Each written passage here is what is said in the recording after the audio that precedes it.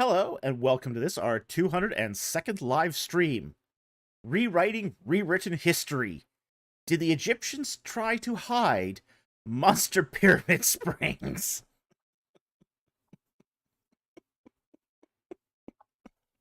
Oh, jeez.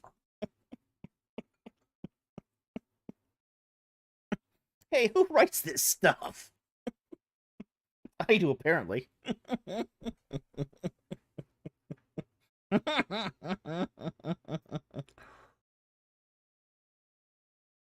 Oh, boy. Well, it's been an interesting couple weeks in Egyptian news. The crazies have all come out. Lovely. Lovely. Fantastic.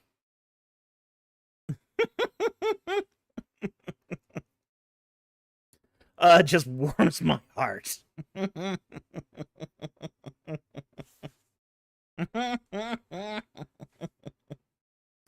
Wow. Okay, so this is our weekly live stream where we take your questions on ancient Egypt and the Bible, and not much in the way of channel housekeeping other than our book, The Reliquary of the Dead, comes out in little under 2 weeks. So if you haven't pre-ordered a copy, please do so, because it helps support the channel. Also, not this Monday, but the following Monday, we've got a popcorn review. You're not going to want to miss that. Patreon supporters and YouTube channel supporters, members at the Horus level and above, will get early access to this starting on Sunday. So, if you ever wanted to reap your YouTube and member and Patreon benefits, great time to sign up. Okay, so then, let's get into the rules. Because every channel has rules. Okay. Super chats have priority. You all know that by now, if you've been on YouTube any length of time. We do take non-super chat questions, but they must be preceded by a Q, capital Q, and a colon. That capital Q and a colon isn't there, we don't see it, doesn't exist. Okay? Only post non-super chats once. Question spamming will disqualify your question for the night. If it's a question about a verse in the Bible, we do need the context. So, we need the book it's in, the chapter, and the verse. We do allow people to sponsor non-super chats, but we request that you retype the question in your super chat so we don't have to go hunting for it. It just saves us a lot of time. And then finally, one question per chat. No question stacking. We just don't have time to answer 10 questions squeezed into one chat. Okay? Danny Dement, early access, what did I miss? Apparently, fair bit. Yes, we are going to be putting this particular popcorn review as early access on Patreon and Horus level YouTube membership supporters. Okay? Okay. So, let's get into the questions. Our first question of the night here is from Rorik. And he asks, do you hold to Matthean or Markan priority for the Gospels? And do you believe a possible identity for a hypothetical Q source could be a list of sayings compiled by Matthew? Okay. There's actually 2 questions there, but we'll take them both anyway. I hold to Markan priority, which means that the idea that the Gospel of Mark was written before the Gospel of Matthew. Okay? I don't have, I'm not committed to that view. I think most scholars take the Markan view at the moment. But I'm not committed to that by any means. I could change that overnight if I think the evidence is better persuasive the other way. As far as the identity of a Q source, here's my view of the Q source. I think the whole thing about Q is it's sort of a tempest in a teapot. It doesn't really matter. I would put Q as a hypothetical source, which means it doesn't really exist. I don't think Q exists. But if it does exist, it doesn't matter. So, I just don't have strong feelings on this question one way or the other. I don't think it all matters that much. So, yeah, I have an opinion on it, but it's really a pretty weak opinion. I don't care about that much. But as I stand today, I tend to lean towards mark and authority. Okay, so I hope that helps. Thank you for the question. Very much appreciate it. Question number 2. Did any Old Testament literary devices inspire you to use them in your novels? Well, the Old Testament uses lots of literary devices. It uses foreshadowing. It uses amphibole. It uses mythological references.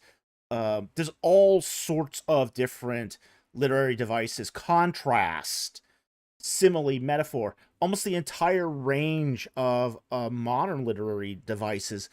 It uses alliteration and onomatopoeia. All these literary devices are found in the Old Testament. Now, with that said, I do have my favorite literary devices. Okay? I love foreshadowing. Oh, OMB, I salt foreshadowing liberally in my books. It's probably my favorite literary device. I love foreshadowing. And if you don't see it coming, it's probably been foreshadowed. Okay? There was one, we just got 3 of the 4 beta readers done with the second book of the reading of the second book. And they were surprised by a certain event that took place in it. And I said, well, hey guys, it was foreshadowed previously 4 or 5 times. Like, yeah, so, but yeah, I love foreshadowing. I think foreshadowing is fantastic. You know, you just drop these breadcrumbs. You drop these breadcrumbs all over the place.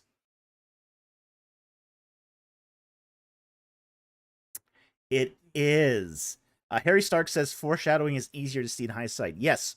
And it's also easier to see if you reread a book. Oftentimes you will read a book and you don't realize it's foreshadowing at the time and you don't even remember it, the detail. And then you go back and go, oh, wait. Yeah, he did foreshadow that here, here, here, and here. So, so it is indeed easier to see in hindsight, but that's the way foreshadowing works. And the Bible does use foreshadowing. Exodus uses foreshadowing. When it talks about Moses the infant being put in a reed basket among the reeds and pulled out of the water, that's a foreshadowing of the passage through the Sea of Reeds. It's excellent example of foreshadowing in the Old Testament. Yep, Brian just answered that. Yeah, I love that. I love that scene of Moses in the basket because that's foreshadowing. That is very, very strong foreshadowing. So, Mama says, I like that your foreshadowing is usually fairly subtle. Well, I try to not get heavy-handed with it, but that's the art of good foreshadowing too. Is you do it subtly. You use it as subtext.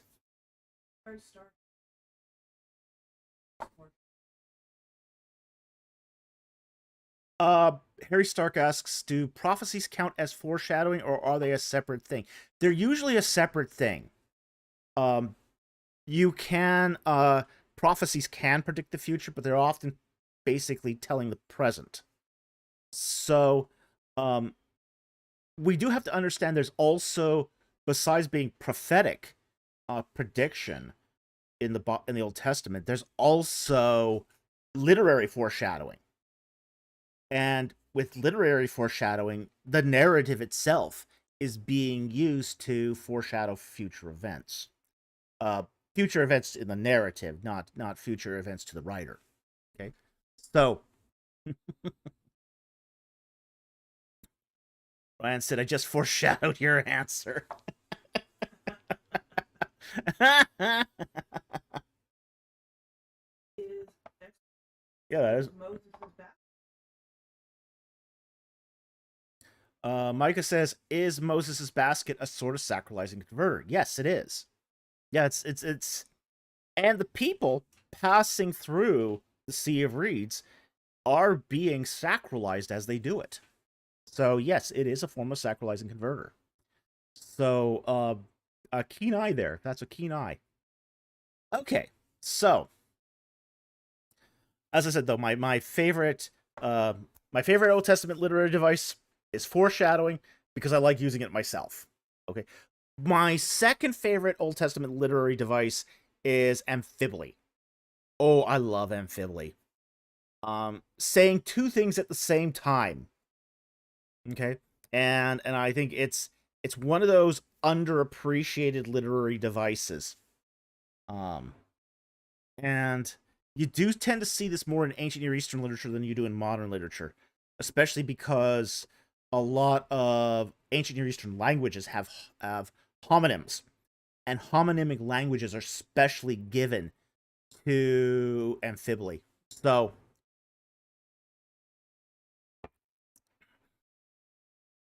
yeah, there's a variety of literary devices I love in the Old Testament, but those are two of my favorites.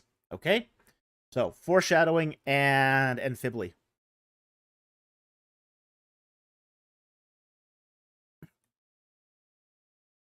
Mama says, I'm always looking for it in reading, watching stuff, etc., but never thought to look for foreshadowing outside of prophetic passages in the Bible. Excited for a future rereading. Yeah, it's if you start looking for these devices, you'll start seeing them all over the place.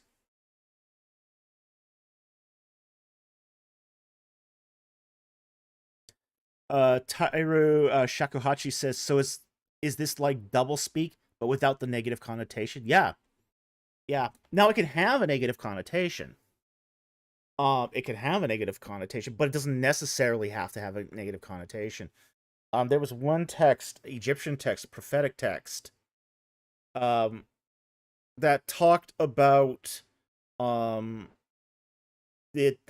Nile Delta fell to the Asiatics, and the text says because of the weakness of the people, and that word weakness can mean both lack of physical strength and lack of moral character.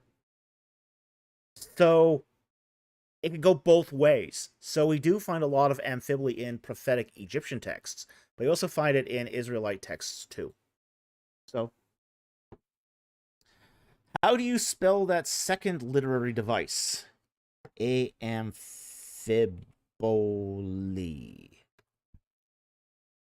There you go. Okay, so that covers the second question here. Thank you very much for that question. Fascinating question, and really appreciate it. Okay. I'm going to take one more question here from Christian Maoist, who says, I've been watching the Battlestar Galactica remake from 2004. Love it. Have you seen it? If so, what are your thoughts? I saw it in 2004. uh, yeah, I really like the Battlestar Galactica remake from 2004. I think it's better than the original. It's better than the original, and not a lot of remakes are better than the original.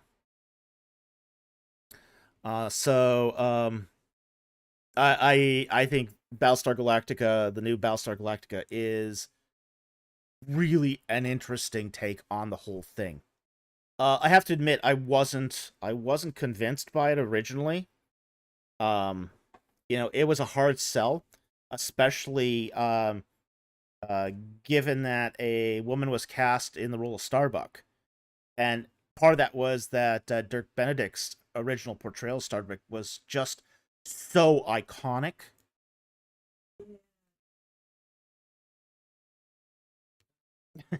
Dosman. I think I have it taped on VHS.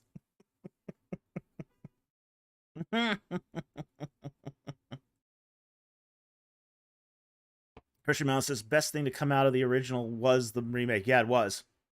I really liked Baltar. In fact, I recently just met. Starbuck. Oh yes. You remember the? Oh yeah, we all had discussions about like Starbuck. Starbuck. Yeah, female Starbuck. She was. Rocket. Oh yeah, she was nastier than the original. I mean, the original portrayal, you know, Dirk Benedict smoking a cigar. She's nastier than he was. She's a warrior. She's a warrior. Yeah. She's a Marine. Yeah. She was a good person. Mm-hmm. But. Yeah. But she was also a complex character, and that's what I really liked about that series. It was full of complex characters. I love the portrayal of Baltar. You know, he's conflicted. You know, he did something morally wrong, but you know, he's trying his best to justify it. So, I love the characterization in the remake of Battlestar Galactica. I think it's really well done. So, okay, so anyway, that's my thoughts on the 2004 remake of Battlestar Galactica. I think it was excellently done. I think the series was excellent, and I love the characterizations. So,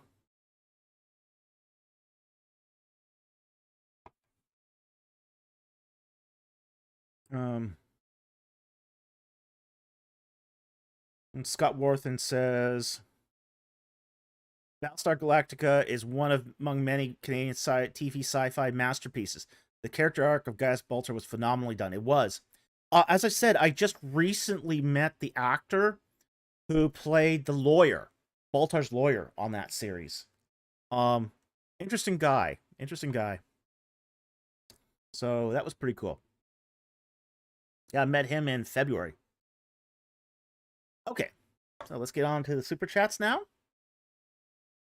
First super chat here is from 1000 MPG for $9.99. Thank you for the super chat.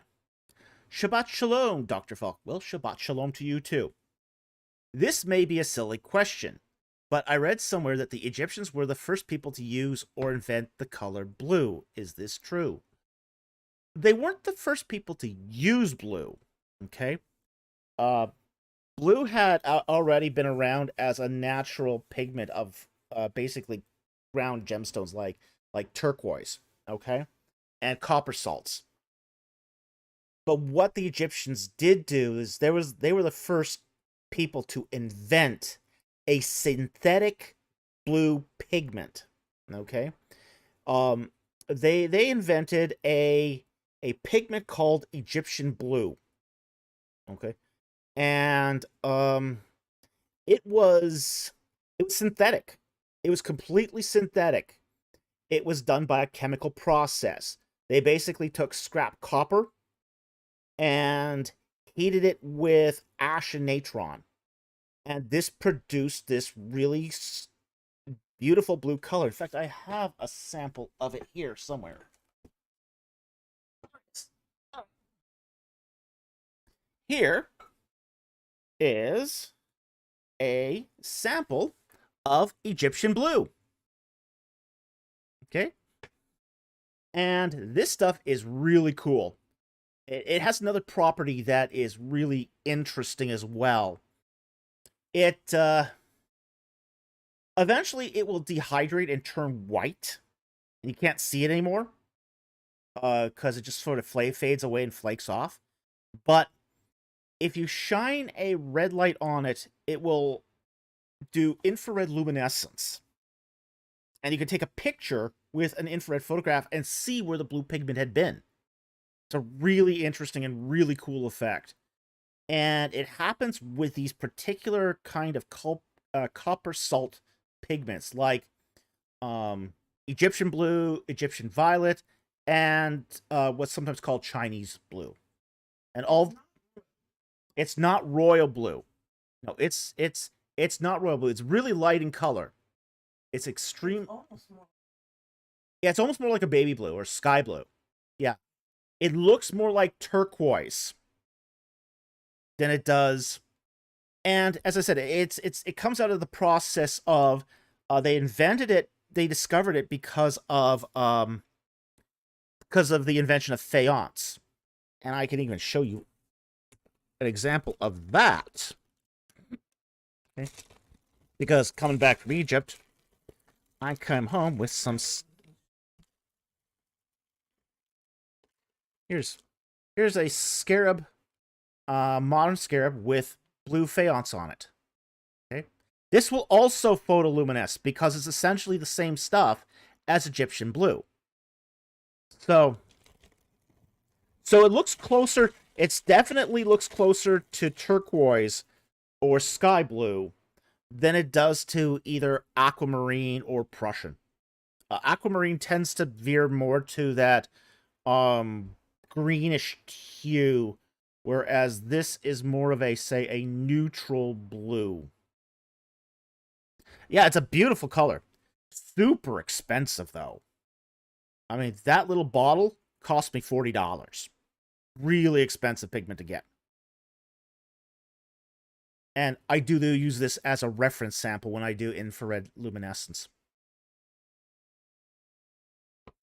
So, real cool stuff. Real cool stuff. But the Egyptians are basically the first people to invent a synthetic pigment. So, yeah, neat stuff. Okay, so I hope you found that interesting. Thank you very much for the super chat. Okay. Next one here is a very generous super chat for $49.99 from 1000 MPG. He goes, hello again, Dr. Falk. Hello. In Genesis 3:1, the word for serpent is not the same as cherubim or seraphim. That is correct. And it is compared to animals. It is. How do we know it was a guardian spirit throne angel spirit critter and not a clever death noodle? Blessings to you both. Okay, let's pull up the Bible here. Genesis 3. Genesis. Not Haggai.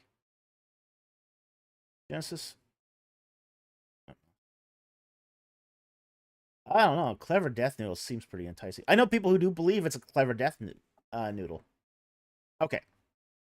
Now, we'll just take verse 1 here because it sort of captures both points here. Now, the serpent, and the word for serpent here is nakash. And nakash is not like, say, seraph or cherub, which are the words for seraphim and cherubim, respectively. A nakash is something different. When Moses goes before Pharaoh and has his staff turn into a serpent, it's being turned into a nakash. So this is a vague class of reptile-like serpents. Okay? So, and when we mean here serpent, we're not meaning necessarily snake or clever death noodle. Okay, what we're talking about here is a vague class of reptiles. So this could be lizards. It could be some sort of small crocodilian. It could be snakes. Okay, all of that would fall under the classification of an akash.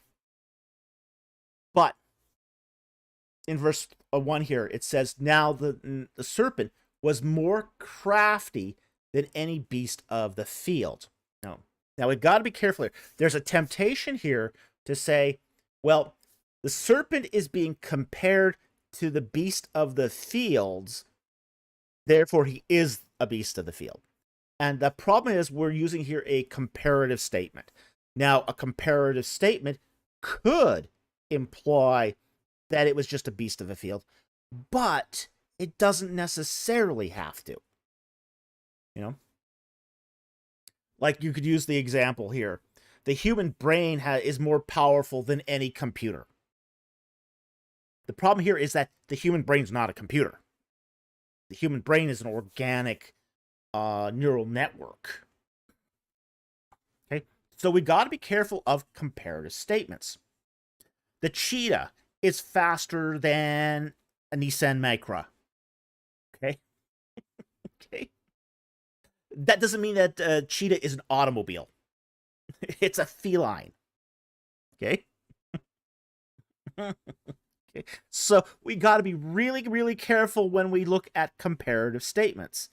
They're used for purposes more than just one-to-one comparisons. You can use comparative statements of dissimilar things. Okay, just to draw a comparison. So here I would say that in Genesis 3:1, that the comparison of the Nakash, that was more crafty than any beast of the field, pretty much means it's smarter than animals. It's smarter than animals. And it's smart enough to hold a conversation. So I think that alone would preclude it from being a clever death noodle. Okay? So I don't think we're talking about a clever death noodle here. Now, if you want further clarification of this, you can go to Ezekiel 28. And that sort of is where we would sort of draw this identification from. Where it talks about here the Prince of Tyre. Okay? And we can start here at, let's say verse 2 here. Now, here's an example in Ezekiel 28 of amphibly. This is an example of amphibly that we talked about just earlier. It's going to start talking about the Prince of Tyre. And then it's going to do a switch on you. It's going to do a switch on you. Okay? So, it says in here, verse 2. Son of man, say to the leader of Tyre, thus says the Lord God, because your heart is lifted up, and you have said, I am God, I sit in the seat of gods, in the heart of the seas. Yet you are a man and not God, although you make your heart like the heart of God. Okay, so far that could apply to the Prince of Tyre. Behold, you are wiser than Daniel. There is no secret that is a match for you. By your wisdom and understanding you have acquired riches for yourself, and have acquired gold and silver for your treasures. Okay, so far so good. By your great wisdom and by your trade you have increased your riches, and your hearts lifted up. Therefore, thus says the Lord God, because you have made your heart like the heart of God, therefore I will bring strangers upon you, the most ruthless... wait, is this the right text? Yes, it is the right text, sorry. I just gotta make sure. Okay, will you still say, I am God in the presence of your slayer, although you are a man and not God in the hands of those who wound you? Okay, so we're still talking Prince of Tyre here, okay? And then we skip to verse 12 here. Son of man, take up a lamentation over the king of Tyre and say to him, thus says the Lord God, you had the seal of perfection, full of wisdom and beauty. You were in Eden. Wait, what? What? We started off with Prince of Tyre. He was in Eden? The Garden of God. Okay, we know that Eden was the Garden of God. So we had got that double identification to prevent... to disambiguate. So because we now have disambiguation here, we know we're no longer talking about the Prince of Tyre. Every precious stone was your covering. The ruby, the topaz, the diamond, and so on. And gold, the workmanship of your settings and sockets, was in you. On the day you were created, they were prepared. Verse 14. You were the anointed cherub who covers, and I placed you there. Okay. So, that's what we have here is a covering cherub. Okay. So, the Nakash of Genesis, because he is identified as the angel in the garden. He's identified as a covering cherub. So he's not just a clever death noodle. He's something more. But Genesis 3 is going to compare him to a beast, because that's the punishment for his pride. So, essentially, when we go back to Genesis 3, and we look, the serpent was more crafty than any beast of the field. But, again, this is going to be a kind of mockery here. The author of Genesis is going to mock the serpent by comparing it to just an animal. One that has the greatest amount of shame, as it were. So I think it's one of those things where it is a spirit critter, it is a throne angel, according to Ezekiel 28, and it's not just a clever death noodle, but it is a metaphor that's being used to insult the pride of the spirit critter. Okay? So, I hope that helps. Thank you very much for this very generous super chat. Very much appreciated. Okay. Next super chat here is from Esther for $5. Thank you very much for the super chat. In Genesis 12 and 26, Abraham and Isaac lie about their wife being their sister. Is this fear reasonable? Nothing bad happened when the truth was discovered. Okay. Yes, they do lie. In the case of both, in the case of Abraham, they lie that their wife is their sister to in this fear that a more powerful king would come along, kill them, and take their wives. Now, Abraham lived at a certain time where maybe Canaanite kings would do this, but he was dealing with the king of Egypt. Now, one of the things we need to understand about the king of Egypt at the time of Abraham was that the kings of the Middle Kingdom, and that's the time when Abraham lived, is the 13th dynasty. So 12th, 13th dynasty had this tradition where Egyptian kings prided themselves on moral rectitude. They believed that a good king does right. Now, not every king had this view, okay?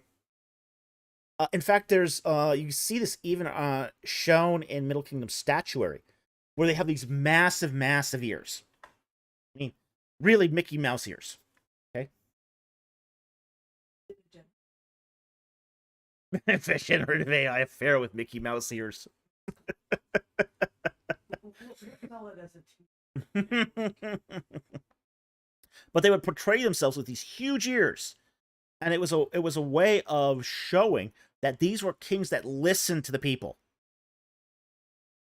So the kings of the Middle Kingdom really, really cared about doing right and doing justice, and they thought that was integral to their ability to keep the kingdom, was to do justice and to exhibit mercy and all of those things.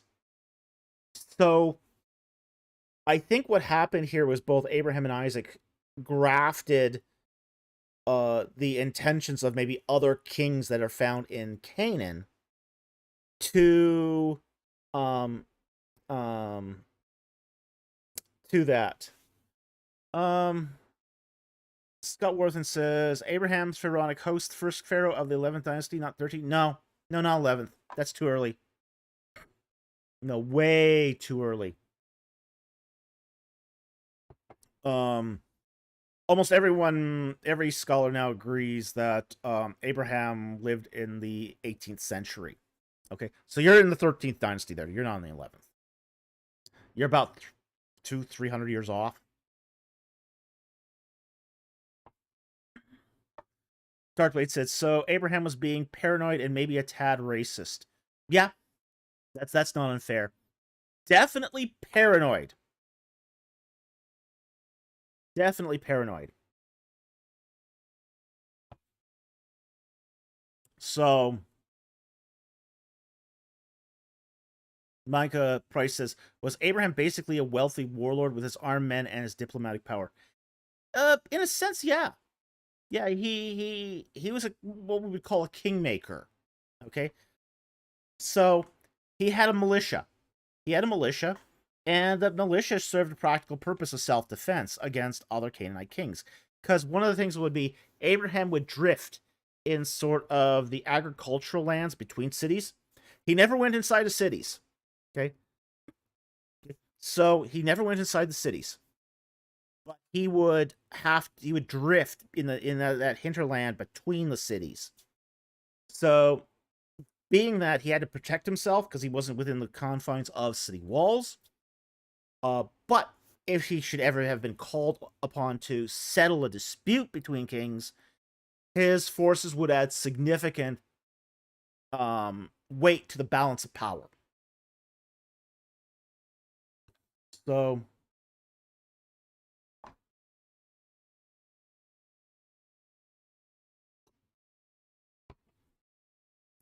anyway, hope that helps, Esther. So that's what I think is going on here. Is he's both Abraham and Isaac are ascribing motives upon, say, the kings of Egypt that, they did not necessarily held at that particular time. But the kings he would have dealt with would have.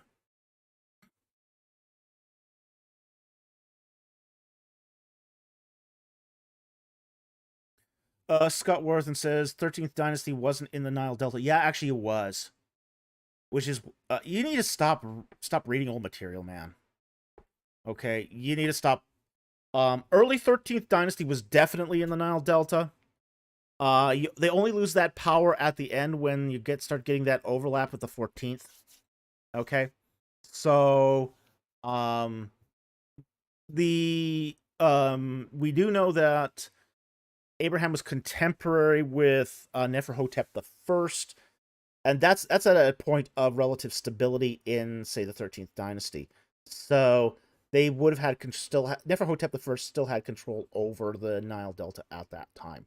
It's really not until the end of the last, I'd say, 6 or 8 reigns of the 13th dynasty that you start seeing them lose control of the Delta.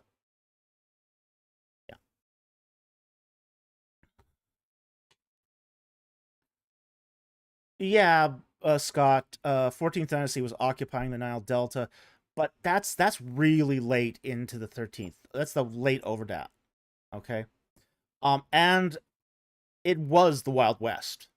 I mean, the 14th dynasty was essentially competing Semitic warlords.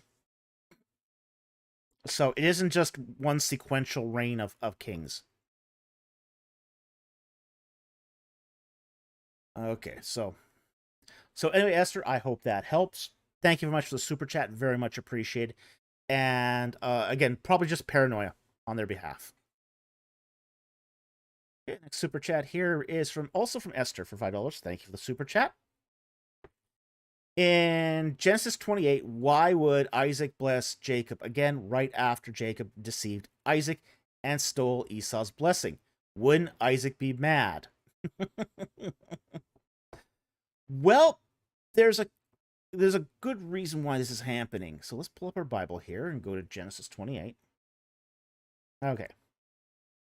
Actually, let's start a little earlier. Genesis 27 here. So this is the scene where Rebecca. Now we have to understand a couple things here. It's sometimes thought that Esau sold his blessing with the bowl of pottage. Okay, he didn't sell the blessing; he sold the birthright. And Esau's really clear about this. He just sold the birthright. Now, what's the birthright? That's the double portion of the inheritance. It's a legal term. So, when the inheritance is sort of divvied up, it's divvied up. Firstborn son gets 2 portions. Every succeeding son gets 1 portion. Okay? So, with the birthright, by giving up the birthright, Esau is giving up his double portion to Jacob. Okay? But he didn't give up the blessing. He never sold the blessing. But Rebekah likes Jacob more than Esau. He's kind of a mama's boy. Okay? So, she sets him up. She basically compels him to go fool Isaac to get the blessing too. So, and this discussion had probably already happened, prior to being fooled. So I think we'd be kind of naive to think here that Isaac didn't know Rebekah was behind this. So he gets the blessing of the firstborn. Okay? So there's only one of those to be had. So he gets that first blessing. Okay? So in Genesis 27, Jacob steals the blessing of the firstborn. Okay? Now, in Genesis 28, what we see here is a different kind of blessing. Okay? Now, in Genesis 28, it says, "So Isaac called Jacob and blessed him and charged him," and this is a different blessing. He said to him, "You shall not take a wife from the daughters of Canaan. Arise, go to Padan Aram, to the house of Bethuel, your mother's father, and there take yourself a wife from the daughters of Laban, your mother's brother. And may God Almighty bless you and make you fruitful and multiply you, that you may become a company of peoples. May he also give you the blessing of Abraham." And that's the key verse here. Okay? This is not the blessing of the firstborn. This is the blessing of Abraham. It's different. Okay? It's a different blessing. The first blessing is, "I bless you as the firstborn and successor of all my stuff." Or at least the bigger portion of it. Okay, so he's basically, with the blessing of the firstborn, Jacob is made hereditary chief. He's made chief of the clan. Okay, so he's being made chief of the clan by that firstborn blessing. Okay, the second blessing is the blessing of, now you're going to represent the descendants of Abraham. So it's a different blessing that serves a different function. Okay? Because not every son of Abraham or Isaac carries on the posterity of Abraham. Esau certainly doesn't. He goes east and, starts his own sort of clans out there. So the second blessing in Genesis 28 is to basically mark Jacob as, okay, you're going to be carrying the standard of Abraham. Okay, you've now, in the first blessing, I've given you the standard of the clan. Now you're going to carry the standard of the tribe. You're now going to take on the whole responsibility of the tribe of Abraham. So it's a different kind of blessing with a different outcome. And as a result, he is restricted to who he marries. He can't marry somebody outside of the tribe. So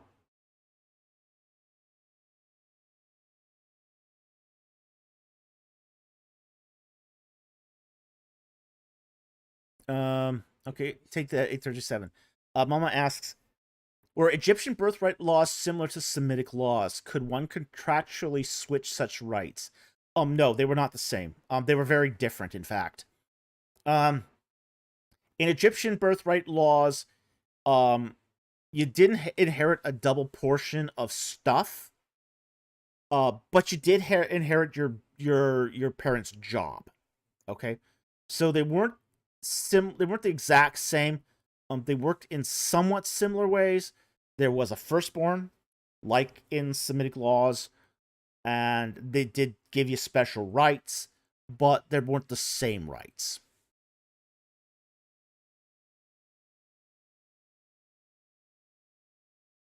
Esther as the follow-up here, but why bless him when he's running away from Esau's wrath?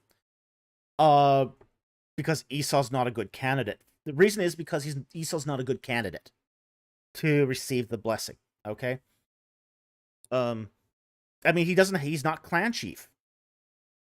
You know, that blessing has been taken. So Jacob, whether Esau likes it or not, is clan chief. He's clan chief by the birthright blessing. Now he is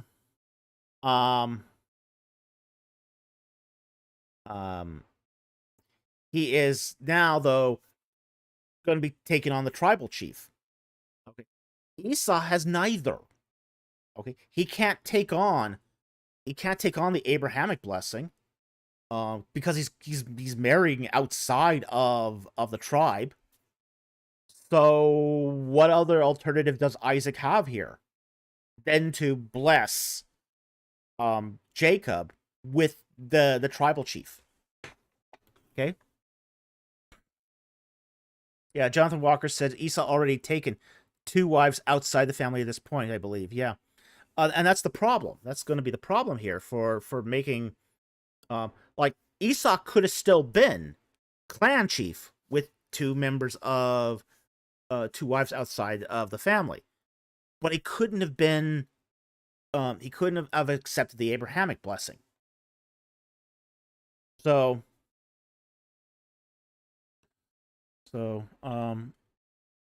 Darkblade goes, do these restrictions happen in other clan politics? They do. Clan politics is very complicated, and depending on the structure of the particular clan polity here meaning how clans are run, yeah, you do find rules like this in other clans, clan polities. So it does happen. But essentially, Esau disqualified himself from the Abrahamic blessing. But he was cheated out of the firstborn blessing. So, and even though Jacob now had the right to be clan chief and to represent Abraham, that won't save him from Esau's wrath. But Esau had disqualified himself, so there really wasn't anything that Isaac could have done but to bless Jacob here. That hand was forced. So I hope that helps. Thank you for the super chat, and thank you for the follow-up question. They didn't take blessing. Mm-hmm. Oh, yeah. This was serious stuff. Oh, yeah. My producer points out here that, you know, in this culture, they didn't take blessings and cursings lightly. It was serious stuff. You could only give your blessing to one person, you know, and that's it. And what we talk about here as far as blessing is you're making an endorsement to a deity. You're making an endorsement to a deity. So you're basically saying, hey, God, this is my guy. This is my guy for this role. And there's no take backsies on that. Okay? There's no take backsies on that. So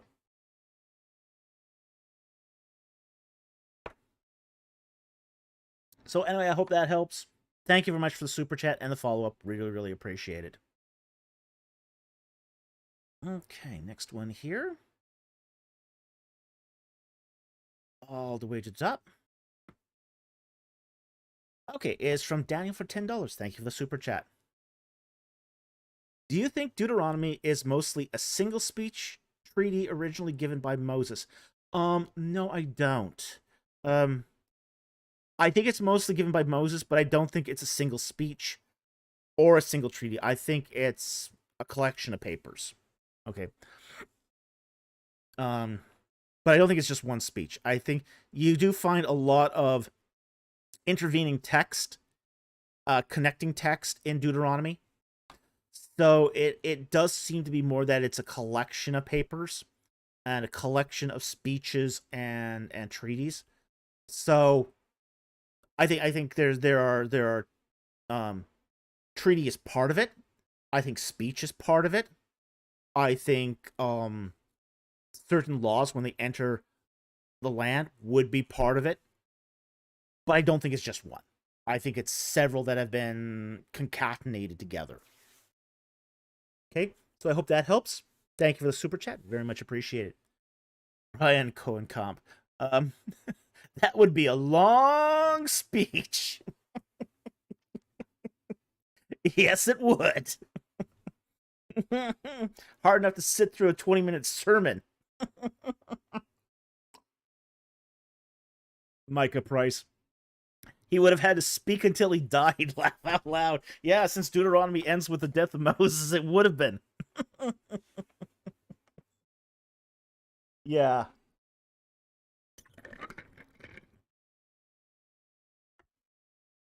So, no, I don't think it's one speech.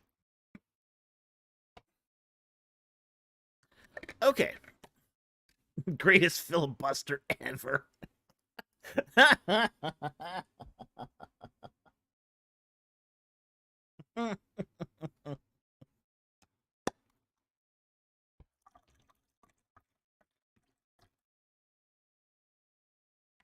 All right.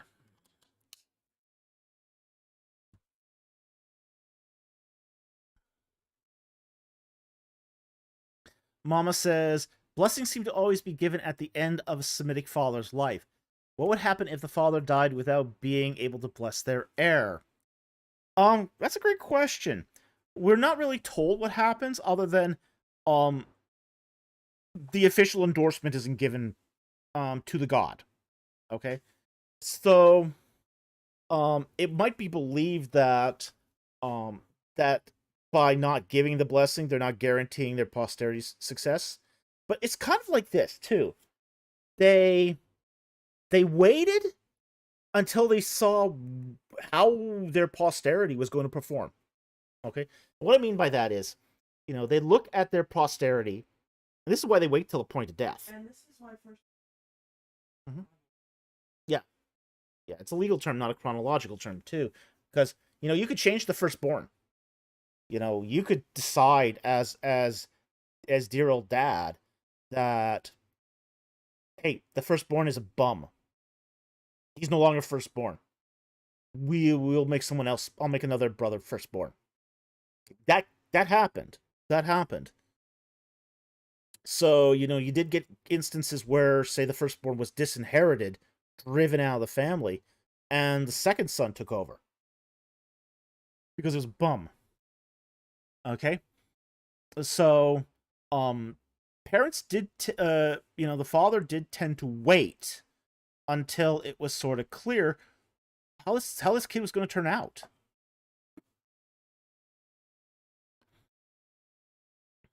Ryan Cohencomp. What if the only son was a bum? Yeah, you're in a bad place at that point. Your sister. Sister, son, yeah, possibly, but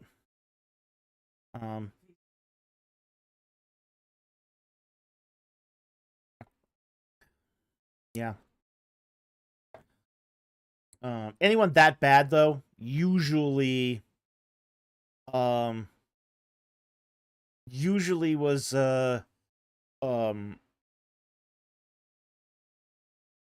usually got it anyway, but Mama says, like Ishmael being driven away to make Isaac's claim clear. Isaac's claim was pretty much already clear because they'd already skirted around the whole inheritance laws. They didn't want to give Ishmael a portion. Okay, that's as a even under Mesopotamian law. This is one of the things about that Mesopotamian law. If a son is if the son of a slave is identified as a son, they get to inherit a portion. Okay? The only reason Ishmael was driven out was Sarah said, "No son of a slave will inherit with my son." That could only have happened if Abraham had declared Ishmael his son. Okay? And that's Mesopotamian law. That's Mesopotamian law that they were beholden to. Or at least Sarah and Abram had agreed to hold. So it was a way to drive Ishmael out of the inheritance when he should have gotten the inheritance. So, yeah, there was some really hinky stuff with the treatment of Hagar and Ishmael. Okay, but it was more. It would even if Ishmael had been alive, he would have all it would have taken was around. I mean, it would have taken Abraham just to say that Isaac was the firstborn, and that would have secured his claim on the double inheritance. But it's more than that. It's more than that. She wanted Isaac to get it all, not just 2/3 of it.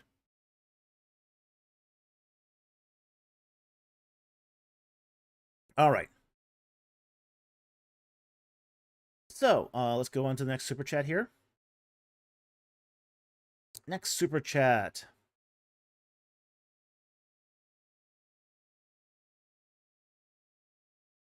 Is from Daniel for $5. Thank you for the super chat.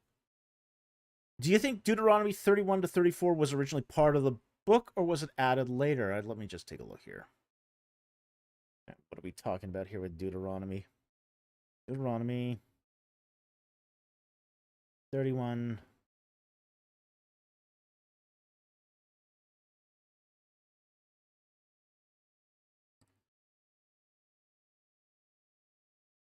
I think some of this, like for example, 31, it appears to be like the last speech of Moses. And again, I think what we're dealing here with in Deuteronomy is a collection of papers. So at least 31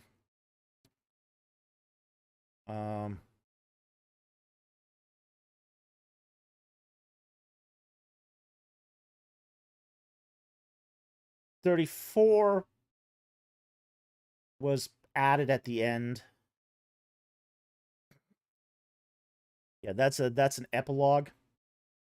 So I can see 31 to 33 easily being part of the collection of papers.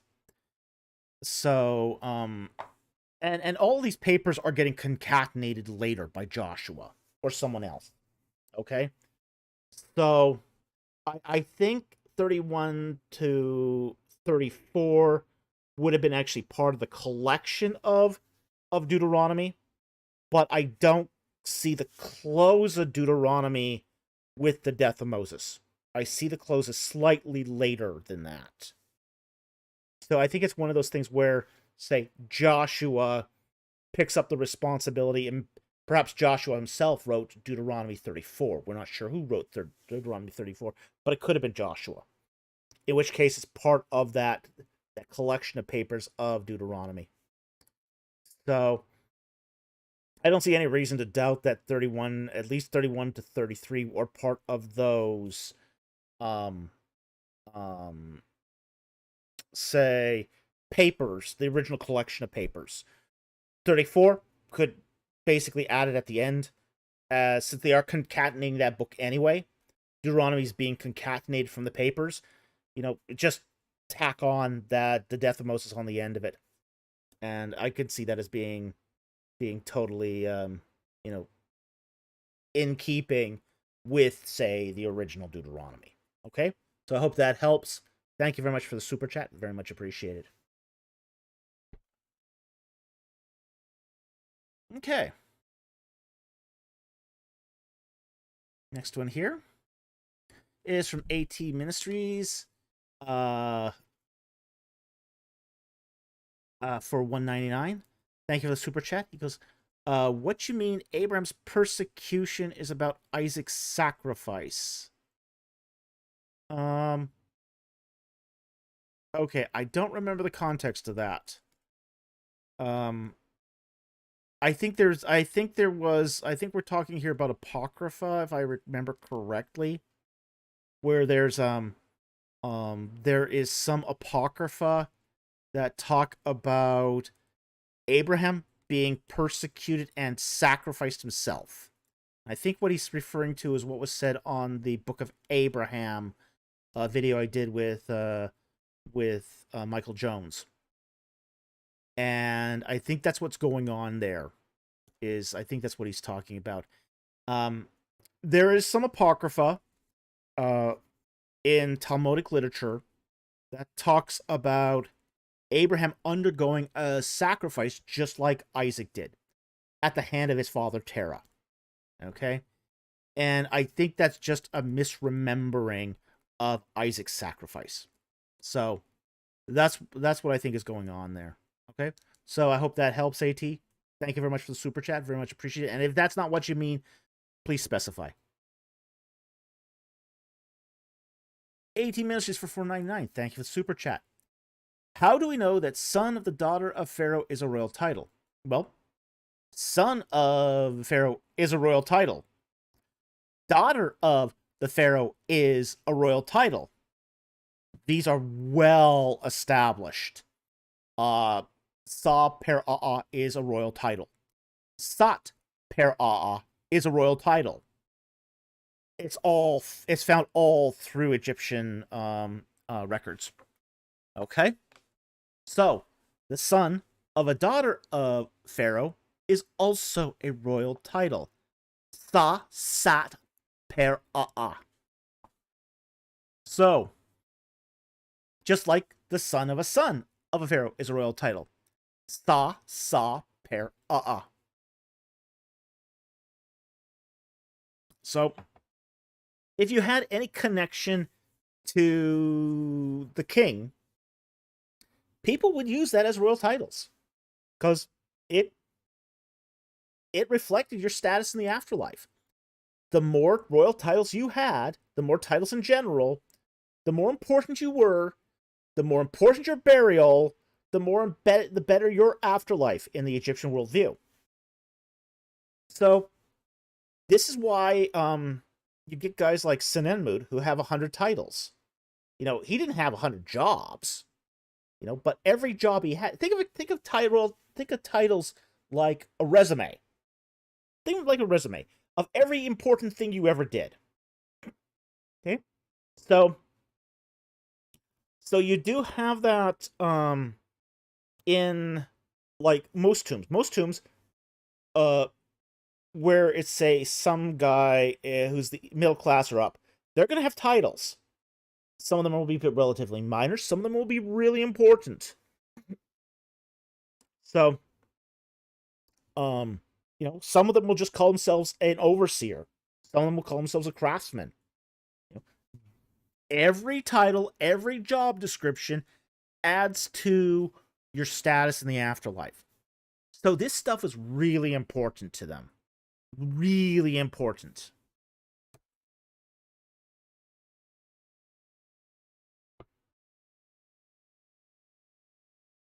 Scott Worthen, Pharaoh wasn't even a pharaoh until Tutmosis III or so, the 18th dynasty. That's correct. But here was what we're talking about, though.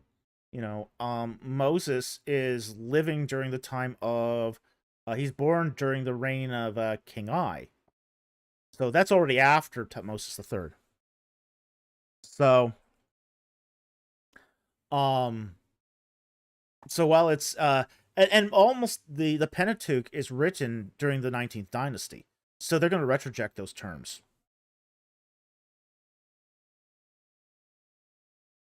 Okay, so that should explain the royal titles. Very common for if you have any connection at all to the king, you're gonna say what it is. Even guys like King Ai.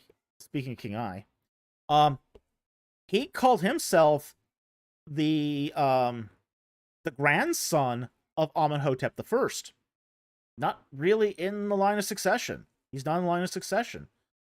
But he is related to, distantly, to a royal figure.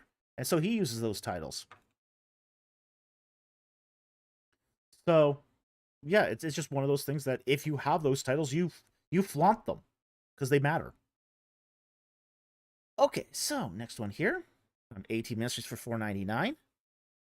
And he asks, doesn't the Bible speak on the four corners, four winds of the earth?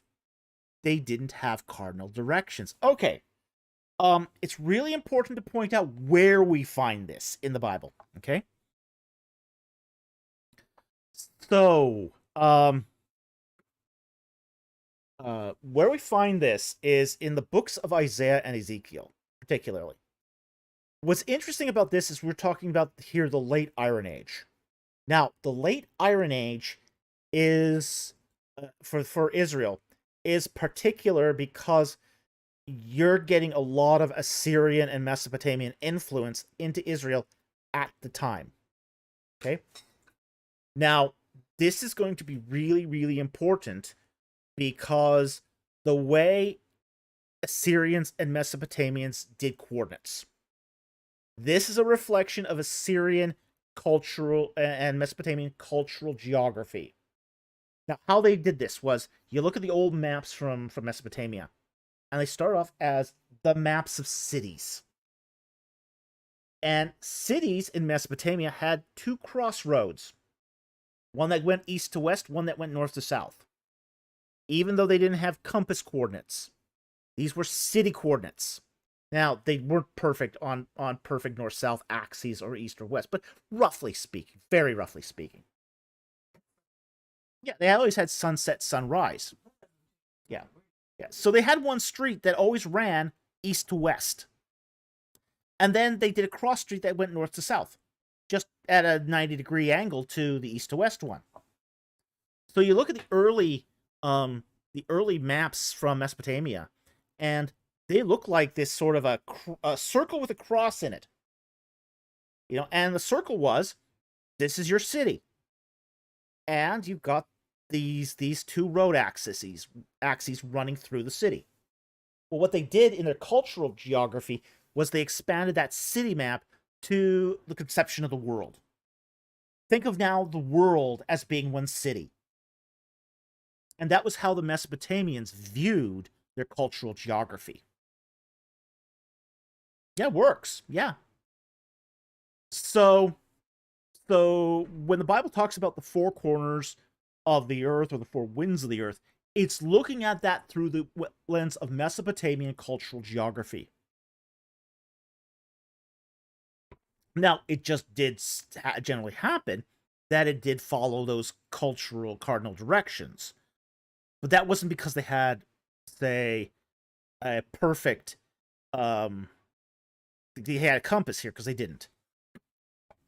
And the fact is, too, that axes of that east-west road could change, because the sun doesn't rise up in the same place every morning.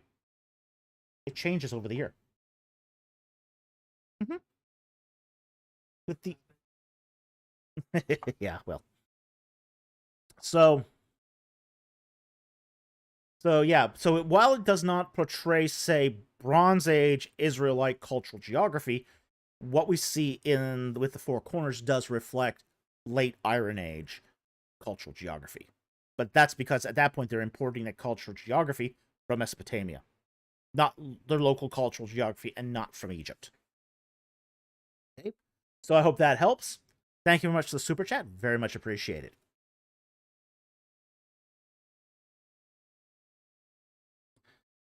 Okay, 18 ministries for $199. Numbers 8:11. What does it mean, Levites, a wave offering? Okay. Pull up numbers here. Numbers 8. Bible here. Verse 11. All right. Start verse 9 here. And this is the consecration of priests.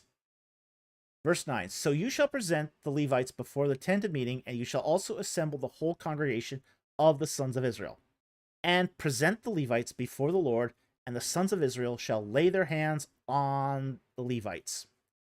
Aaron then shall present the Levites before the Lord as a wave offering from the sons of Israel, that they may qualify to perform the service of the Lord. Okay. The word for wave offering here is tinufa.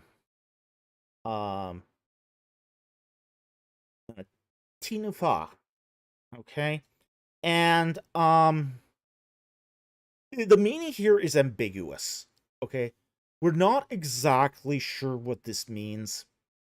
And it is sometimes translated as wave or to flap, or extended is consecration. Okay.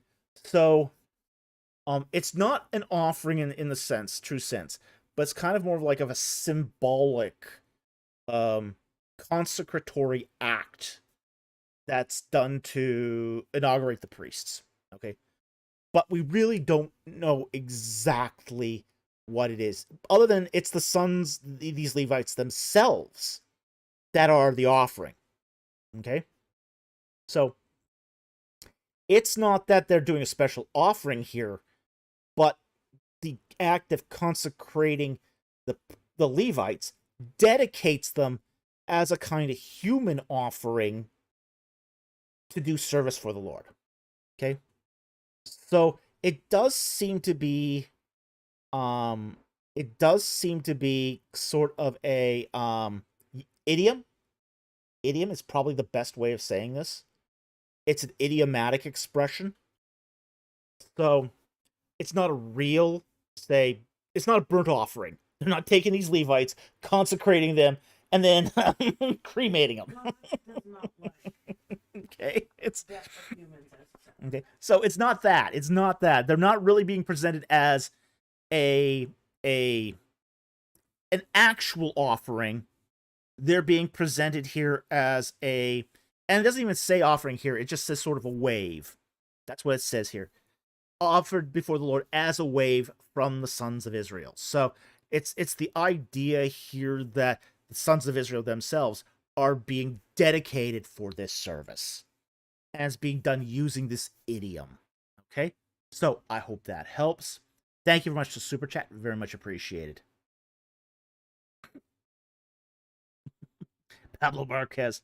See? Human sacrifice in the Bible. See? You see? Yeah, see? It isn't. See? It's not. All right. Next one from AT Ministries for $4.99.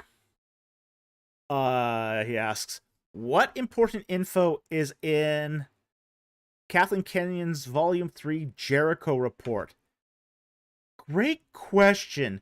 I don't know. It's huge. Okay. Kathleen Kenyon's report of Jericho is 5,000 pages. Okay.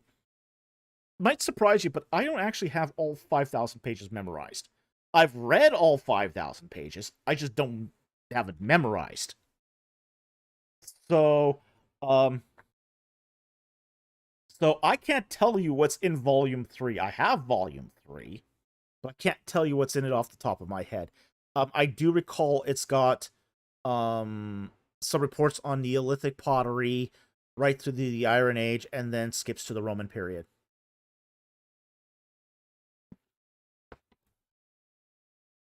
Oreo Olympian says, I never read 5,000 pages in my entire existence. Well, get started. Read him till the bleed. Micah Price, I thought you memorized everything, Dr. Falk. I'm disappointed. Oh, I wish that were so. Yeah, that's not one of my one of my strengths. I know as much what as I do because I keep rereading. Yeah, it takes a lot of work for me to memorize stuff. So, No, I haven't memorized the entire contents of Kathleen Kenyon's work, but I do believe she does go into pottery finds from, as I say, from the Neolithic period to the Iron Age, and then to the Roman period. So that's as best as I recall. Okay. Tim Yara for £10. Thank you very much for the super chat. It's good to see you here tonight. An Orthodox priest said, quote, "The entire sacrificial system of Israel, there is no mention of God's wrath," end quote, from which he argued against penal substitutionary atonement. Was Jesus a sacrifice appeasing God's anger? Yes. And that's found in Romans. Okay? So, you can't use the and it is there. God's wrath is there. Let me show you it. Okay?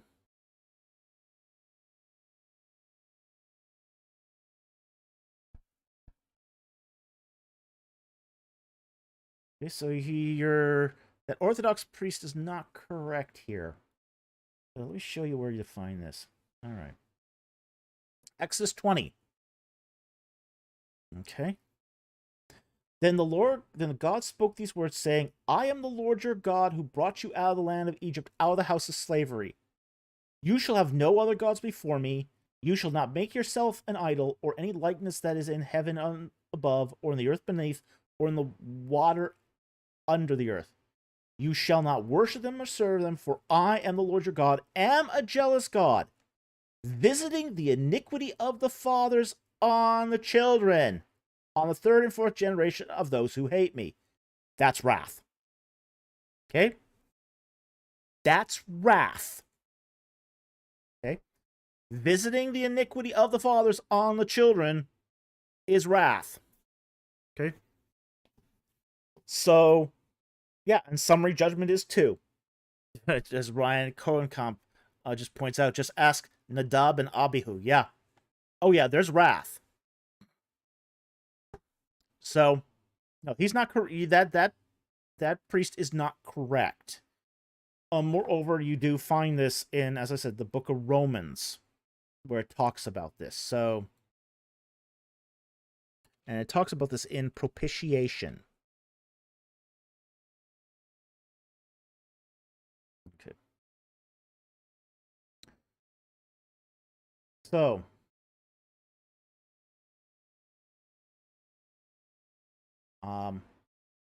we'll start verse 21 here of Romans chapter 3. "But now, apart from the law, the righteousness of God has been manifest, being witnessed by the law and even the prophets, even the righteousness of God through faith in Jesus Christ for all those who believe, for there is no distinction. For all have sinned and fall short of the glory of God, being justified as a gift by his grace through the redemption which is in Jesus Christ, whom God displayed publicly as a propitiation in his blood through faith." What's a propitiation? A propitiation is a sacrifice that abolishes. Okay? A sacrifice that abolishes. Okay? It's a covering over.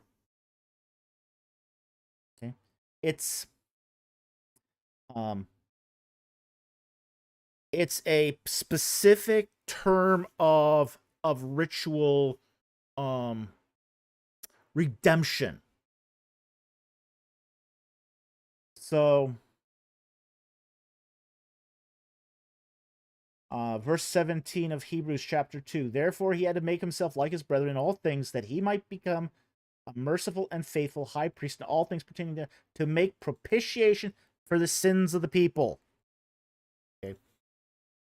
Now, I know what your Orthodox priest is probably driving at here, which is, it was, a lot of Orthodox priests still believe in what's called ransom theory.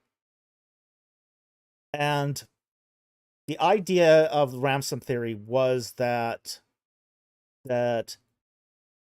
Satan owned planet Earth. When mankind fell, Satan started to own planet Earth. So, and own all humanity.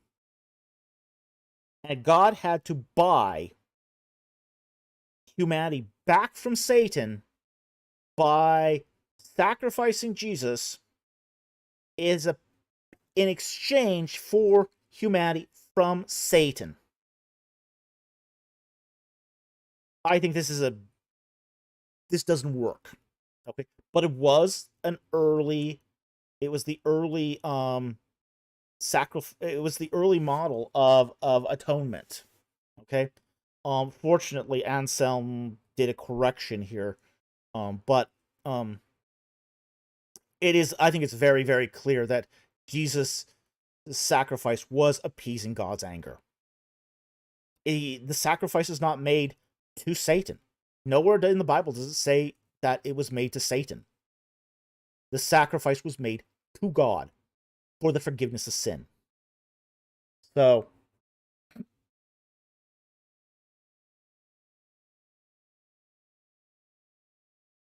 Jonathan Walker says, I know he had power over the world, but never owned the earth. No, Satan was a bum.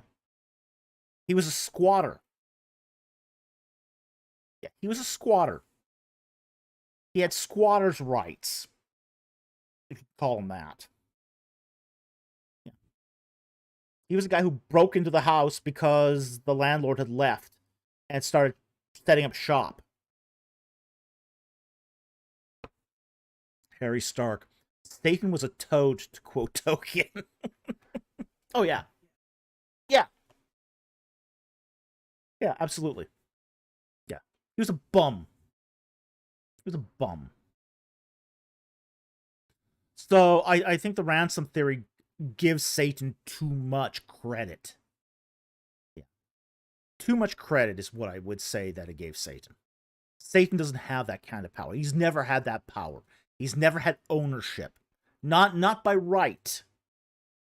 Okay? But by basically vacancy. So, and I think that penal substitutionary atonement sets the right balance between basically Satan's place as a bum, man's culpability for sin, and who is the one offended party. The offended party of sin is God, because it strikes that balance between the depravity of sin and God's supreme holiness. It's the proper reaction to be angry at sin if you are an all-holy being. So, Jonathan Walker says he just takes opportunities where he can. Yeah, that's exactly what Satan does. He's an opportunist. He's an opportunist. He saw a house that the owner had sort of, moved out of for a while and walked in. And then started trashing the place. Okay, so I hope that helps, Tim. Thank you very much for the super chat. Very much appreciated. Yeah?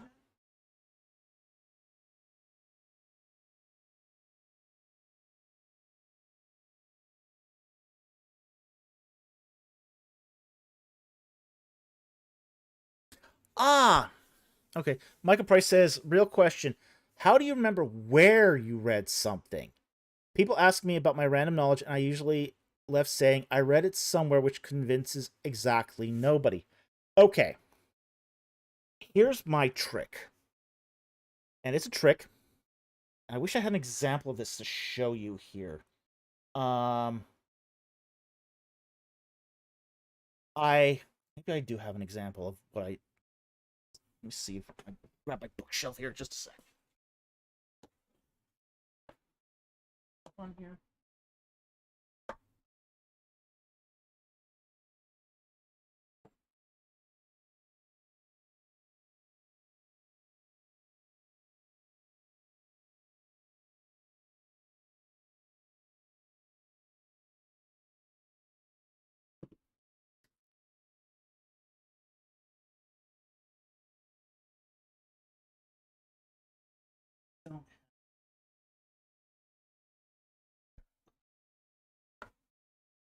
Generally, this is what I do. All I have to do is remember what book I got it from. If you can remember what book you got it from, the rest is pretty easy, okay? What I do is normally, and I'm just going to use this because I happen to have it handy, is I go to the inside cover. There's usually an inside cover, and I usually write the page number, where I read it, inside the cover, front cover. Okay? That way, I know how to find it. And all I have to then remember is what the book is called. It's the simplest way to remember where you read something. If you just make a note when you read it. Make a note when you read it inside the front cover. If you have a hardcover. But you can do that with electronic copy too. You just make a note at the beginning. Yeah.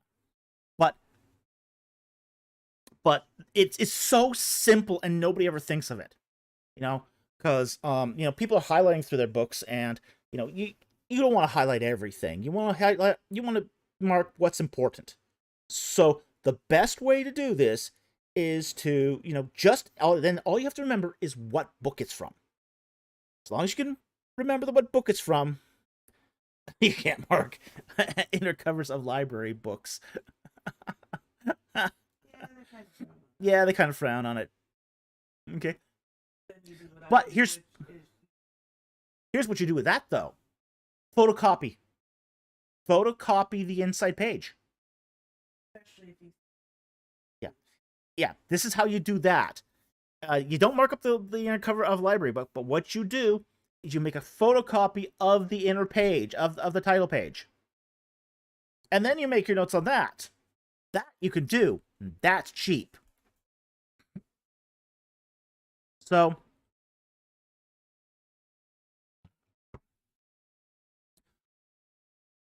that's what I would recommend for keeping track of where you read things. Is either have the hard copy and write on the inside cover, or make a photocopy of the inside cover and then write on that. So, and then all you have to do then is keep track of those pieces of those photocopies inside a file folder. Yeah, go through them on occasion to refresh your memory if you need to. Okay. So, that's what I would recommend for that. Okay.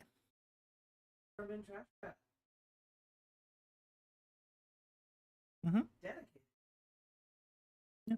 Vermin the Trash Rat says, or I write a quotation of the book in a journal dedicated for the specific topic the book covers. Yeah, that works too. There's a lot of ways to do this. But that's how you keep track of it all. Is you as long as you can keep track of the books, and you have one place where you can find where you saw it within the book, it's really easy to do this.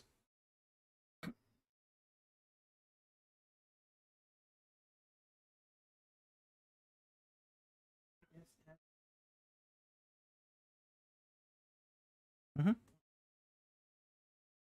Yeah. Clypeus says, got a school book with a summary of each chapter written on the chapter title page once. Made class very easy. I suppose so, yeah. Okay. Next super chat here is from Daniel for $5. Thank you very much for the super chat.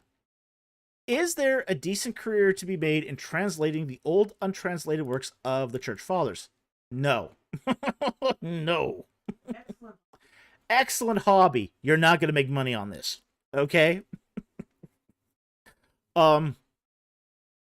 Translating Church Fathers is not going to make you a lot of money. You can't make a career on it. I wish you could. Wish you could. But no, you cannot make a career on that. The fact is that most of the publishers that do Church Fathers translations don't pay much, if anything. So you unfortunately cannot make a living on that. Okay? Now, if you are a patristic scholar, you might want to do that as part of your academic writing. You're not going to make money doing it, though. Okay? But you'd do that then as part of your way of earning tenure. Okay? So, no career to be made there. Fine hobby. Excellent addition to your academic CV. But you're not going to make enough there to ever make it worthwhile. They just those translations just don't sell well. Okay. All right. Sentinel Apologetics. I know David loves the untranslated portions of the Fathers. Well, that's where all the smutty bits are. If you go look, for example, in to the works of Philip Schaff, there are some translations in there that are not translated from the Latin. And they're not translated from the Latin because they were seen as too risque for his Victorian audience. It seems that the early church fathers weren't prudes. So, take that as you will.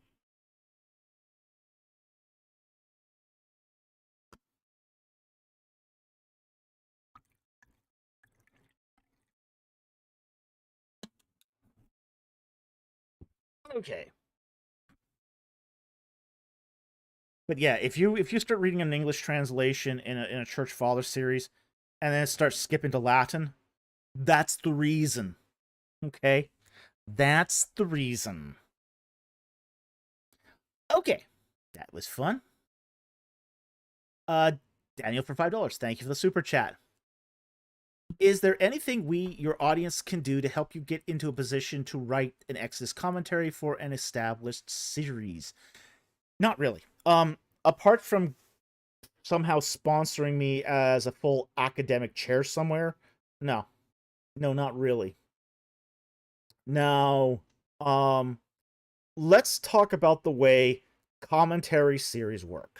Okay, here's how it goes. Publishers publish these series, and they don't just publish them once. They tend to revise them over the years. So you get a publisher that, like, for example, here's a better example. The new International Commentary series, okay? They have done now, I think, 2 revisions of their original commentary series. And what they do is they go and they essentially go to famous seminaries or universities and go to their biblical studies department. And they'll actually do this. I've been in one of my old professor's offices when somebody from a publisher, a Christian publisher, will just walk in. They'll just walk in, wander the halls, trying to find people to write their commentary series, okay? So their commentary series isn't open to, say, independent scholars. Okay? They really want people who are in established academic positions to write this stuff. So it's by invite only. Okay? So there's nothing that somebody on the outside of the system can do to get somebody into this other than supply them with an academic chair. Of course, once the guy has an academic chair, yeah, the publishers are going to want that just because it's they're inside the system. So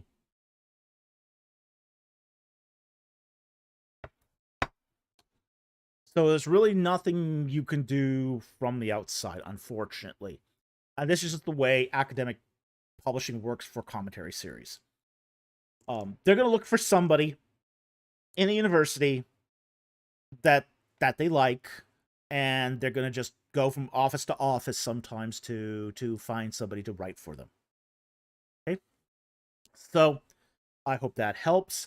Unfortunately, there's very little people can do to actually get someone into a position where they can write a commentary. Now, if you happen to have deep pockets, then you've got some power there. But if you don't, nothing you can do, really. Of course, there is always the alternative, too, of the Kickstarter campaign. Okay? But then what you would end up doing is, say, you wouldn't write for a... I mean, this is the alternative. I mean, if you're not in any university, an established university, holding a seat, there are independent commentaries. And I have seen these, where somebody writes a commentary that's not part of a series. That's doable. And somebody with a Kickstarter program could do that. You know, pull a Brandon Sanderson, you know, where he starts a Kickstarter program to do fantasy fiction and earns $40 million in the process. You know, that guy will never need to buy... That guy will never have to schlep for a publishing contract ever again. So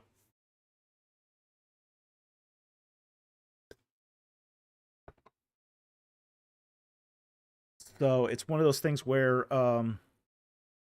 probably the best bet for writing an Exodus commentary would be to do it as an independent, apart from a series.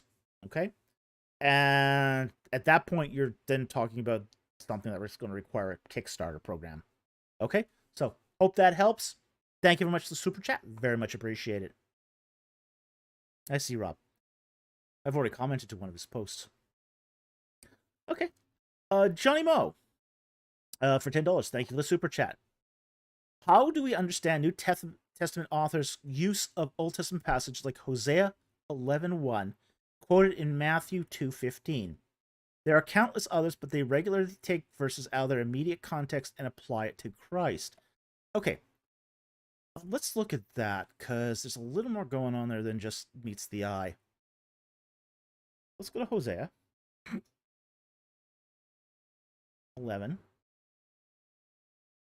Now, there's something strange going on here. Now, Matthew, let's actually start with Matthew, on the other hand. Okay. Matthew 2, verse 15. Now, let's see, just what this is. Okay. Now, this is talking about when Herod seeks to kill Christ's child. Verses 14 says, and he rose up, took the child and his mother by night, this is Joseph, and departed for Egypt. And was there until the death of Herod, that what was spoken by the Lord through the prophet might be fulfilled, saying, out of Egypt did I call my son. Okay. So that's a what we would call a recontextualized reading. Okay? Where and prophecies like this. Okay? So this is applying to a certain reading of Hosea 11:1 and applying it to Christ. Now let's look at Hosea here. And one of the things I think is that say critical scholars are infamous for is they sort of jump to the conclusion that things are out of context when that may not necessarily be the only context that's read. We talked about this earlier when we talked about amphibly, okay? Where one text can be read in two different ways. Now, let's start here with Hosea 11, verse 1. And let's go down to verses... let's just go to 3. Okay. Now, verse 1 reads, when Israel was a youth, I loved him. And out of Egypt I called my son. Okay. Now, the idea here that some people will say is that my son here is a reference to Israel. Okay, and that's definitely one possible reading. But the thing is, you can recontextualize that verse to imply other things. Okay, so when Israel was a youth, I loved him. And out of Egypt I called my son. My son does not necessarily refer to Israel here. That's the problem, is when you recontextualize prophecy, it can mean, and there's amphibole here, it can mean more than one thing at the same time. Okay? So then, when it goes on further, verse 2, the more they called them, the more they went from them, they kept sacrificing to the Baals and burning incense to idols. Okay, so this is what happens. God calls Israel out, and then they started behaving badly. Verse 3, yet it is I who taught Ephraim to walk. I took them in my arms, but they did not know that I healed them. Okay, so here's the thing. When you start, and this is something that seems to happen with prophecy. This is specific to the prophecy genre, that every generation recontextualizes it in a slightly different way, depending on the current context of the day.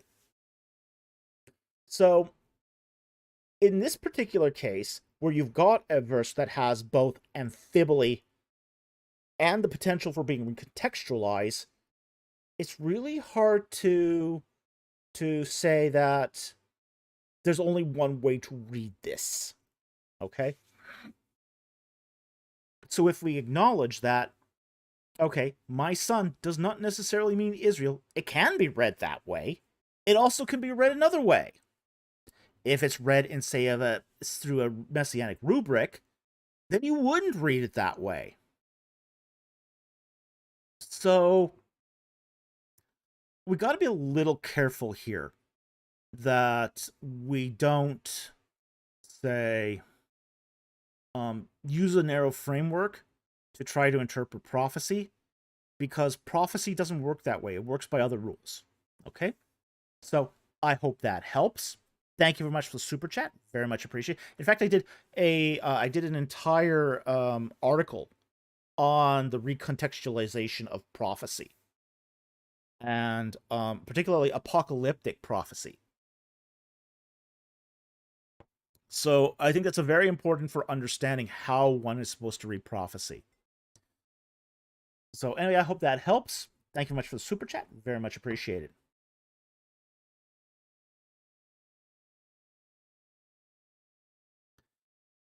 Okay, the next one here is from Andrew Cahill for $10. Thank you for the super chat.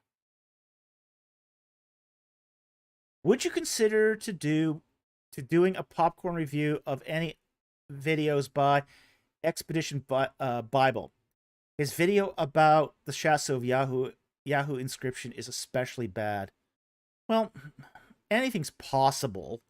The problem is there's so much bad material out there to do popcorn reviews of. The problem is picking which videos we do popcorn reviews of.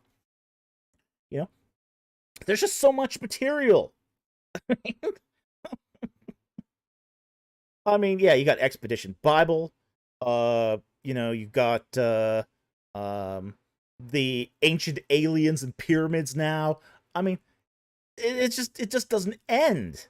You got the skeptics out there. I mean, you got all sorts of material, and it's just like we're in the position where we can't pick it all. We can't do it all.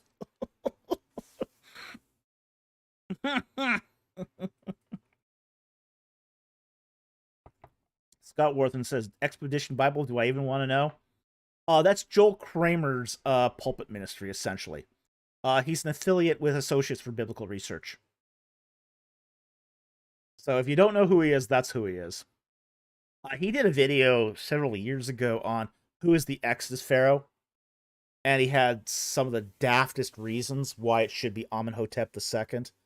But, not good stuff. I didn't respond to that video, but I know that IP and Linguist Ammo did. So,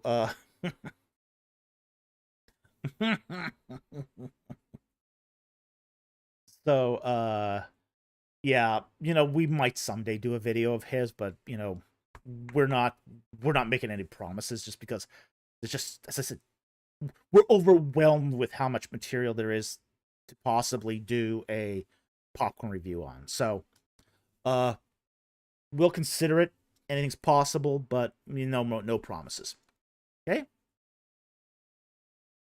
All right, next one here is from Tim Yara for £5. Thank you very much for the super chat. Where did the food come from in Egyptian prisons? Was it regularly delivered, and who paid for it? Okay, food for prisons was shipped in. Okay, there were regular shipments of food and water done to prisons. Okay, because prisons weren't near sources of water. Okay, when we talk about an Egyptian prison, we're talking essentially about a quarry, a stone quarry in the middle of the desert. Great for security. No one's going to run away. No food, no water. Yeah, you're just kind of stuck there.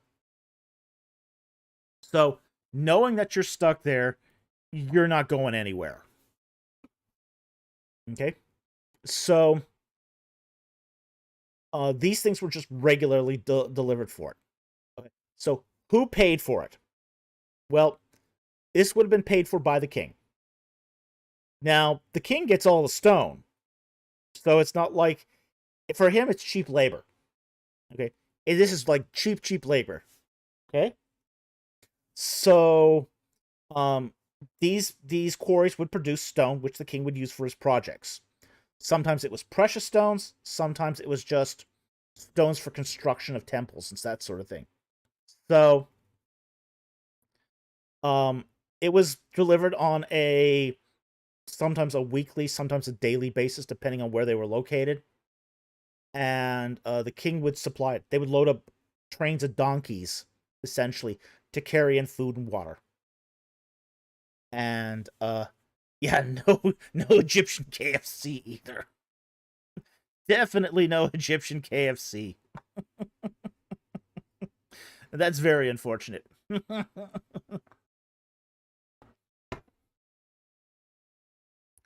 Yeah. So, but yeah, the king would supply it, and what the king got out of this prison system was cheap labor to mine stone. Okay, so I hope that helped. Thank you very much for the super chat. Very much appreciate it.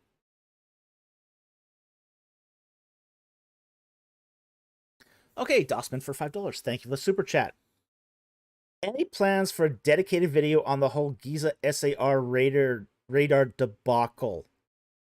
Also, those chocolate bell pepper seeds. Got those chocolate bell pepper seeds, and they've sprouted. Awesome. I'd like to hear how they taste when they are fully ripe. Yeah. We were talking about potentially doing this. We haven't made any firm decisions yet. We do know that there's a lot of people who are responding to it at the moment, so we don't exactly want to duplicate effort. But yeah, it's a debacle. It's a mess.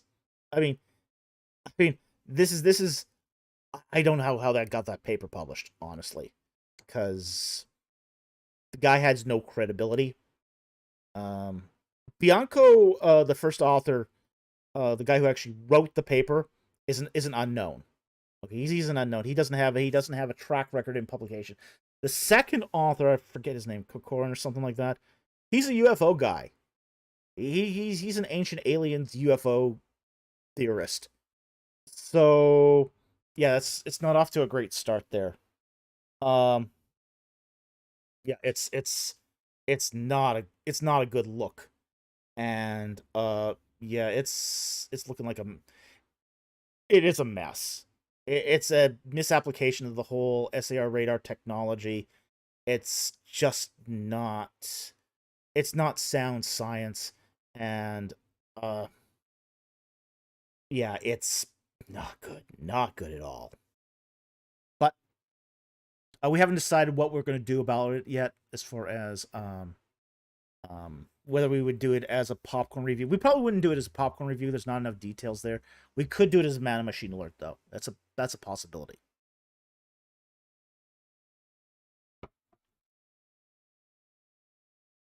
Okay, next one here is from Jonathan Walker for $5. Thank you for the super chat.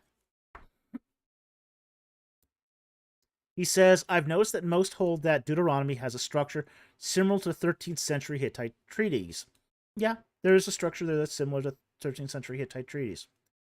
What are the most common objections to this? The most common objections to this is that the Israelites didn't write the Pentateuch until Babylon, or say the most late Iron Age. The idea here is they'll appeal to the theoretical implications of the documentary hypothesis. I basically said that the Israelites didn't write this stuff down, so they couldn't have had access to the Hittite treaties, so therefore it wasn't they didn't use a structure similar to the Hittite treaties. So that's going to be your typical objection, is that the Israelites couldn't have written it at that time because there's no school of redactors at that time. So it's going to be sort of this circular appeal to the documentary hypothesis. That's going to be sort of the biggest objection to this. So hope that helps. Thank you very much for the super chat. Very much appreciated. Okay, Jonathan Walker for $2. Thank you very much for the super chat. Would Genesis 6, 1-8 be the prologue of flooding of the flood? Well, we'll see. Take a look at it. Genesis chapter 6, 1-8. All right. Now it came about when men began to multiply on the face of the land, and daughters were born to them, that the sons of God saw that the daughters of men were beautiful, and they took wives for themselves whoever they chose. Then the Lord said, My spirit shall not strive with man forever, because he is also flesh. Nevertheless, his days shall be 120 years. The Nephilim were on the earth in those days, and also afterward, and the sons of God came into the daughters of men, and they bore children to them. Those were the mighty men of old, men of renown. Then the Lord saw that the wickedness of man was great on the earth, and that every intent of the thoughts of his heart was continually evil. And the Lord was sorry that he had made man on the earth, and he was grieved in his heart. And the Lord said, I will blot out man, whom I have created from the face of the land, from man to animals to creeping things to birds of the sky, for I am sorry I have made him. But Noah found favor in the sight of the Lord. Verse 9 here. These are the records of the generations, the Toledot of Noah, for he was a righteous man. Okay. So, yeah, it does seem to be preamble to the flood narrative. Okay. I wouldn't doubt that at all at this point. It does seem to be the setup for it. Genesis 5 is just preceding it, is basically talking about the generations of Adam, leading up to Noah. Okay.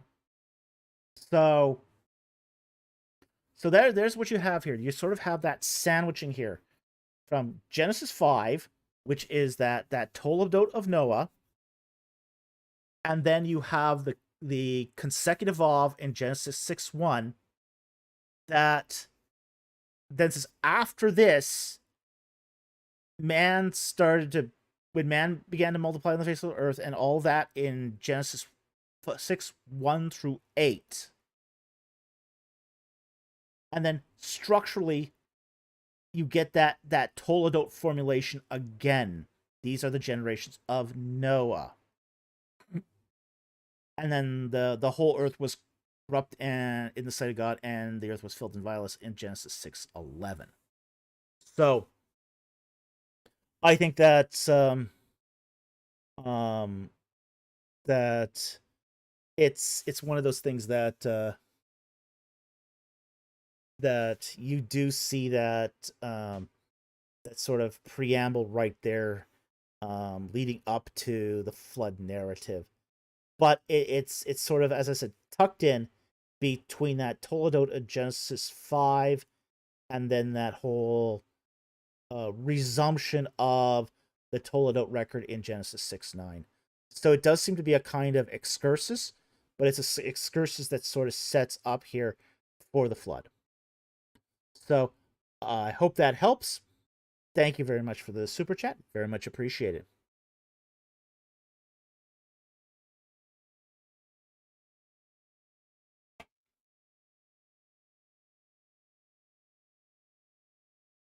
Okay. I don't think there's much left, but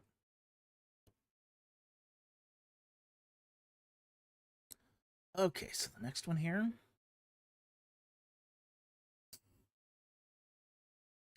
is from Bubble Machine. Member question. Awesome. Okay, Dr. Falk, after watching the movie Nancy McPhee and taking very careful consideration, of course, is Nancy McPhee, in fact, a spirit critter? Is he? I don't know who Nancy McPhee is. I know that. Oh, so you... Producer says yes. Producer says yes. Producer says yes. Nancy McPhee is a spirit critter. Okay. I have no idea who Nancy McPhee is, but apparently Mrs. Producer does. On Mary Poppins. Oh, it's a take on Mary Poppins? Okay. Then yes, it's a spirit critter. Oh, it's Nanny? Oh, Nanny McPhee, sorry. Not Nancy. Nanny McPhee. Sorry. Apparently it is budget Mary Poppins. Ooh. Ouch. Okay. So, yes, apparently Nanny McPhee is a spirit critter. Okay. Nice. Okay.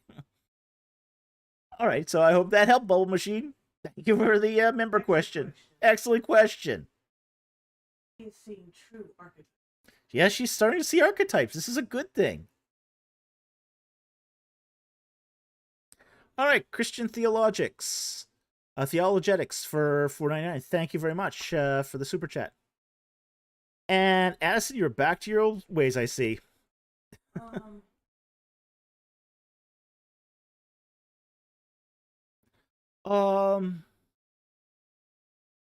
Where is it? 10:01.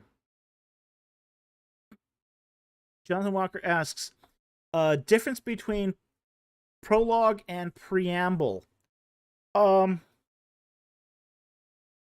Really not really a difference between them for the most part. A prologue is something that happens before, but so is a preamble. Okay. I don't think there's really a difference between them. I think what we're talking about, say, for example, in Genesis 1 through 8 is more of an excursus. They do seem to be connected texts. Okay. That's something we should mention about Genesis 1, though. Or Genesis 6, verses 1 to 8. Is the use of the verb consecutive means it's attached to the previous text.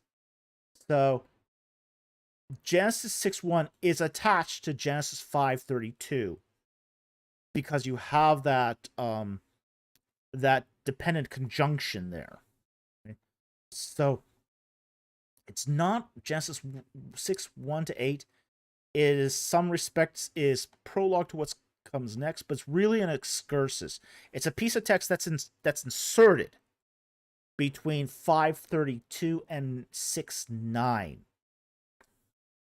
So it's not so much a preamble or a prologue, but it is an insertion of text that sorts of explains what's going on as you go from 5 to 6:9. So I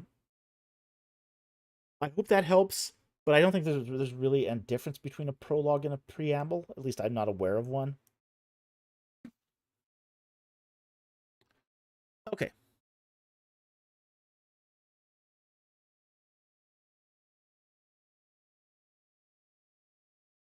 Next one here is from Jonathan Walker. Thank you very much for the super chat. And he says, interesting that scholars say that the Israelite history to be complete fiction. You're telling me the only people who decided to not write the truth of their history, they're the only people. Let me repeat that. He says, interesting that scholars say Israelite history is complete fiction. You're telling me they're the only people who decided not to write the truth about their history. Odd, don't you think? Well, this is the funny thing, is, they'll grant that even, say, with Mesopotamian history, that they're telling the truth from their perspective, although it is biased by their perspective. They don't seem to give that benefit of the doubt to Israelite history. I think that's very odd. I think that's there's a double standard there. The double standard is that, because it's talking about a book that we still consider to be of important religious value today, it's got to be fiction. Like, no, that doesn't follow. That doesn't follow.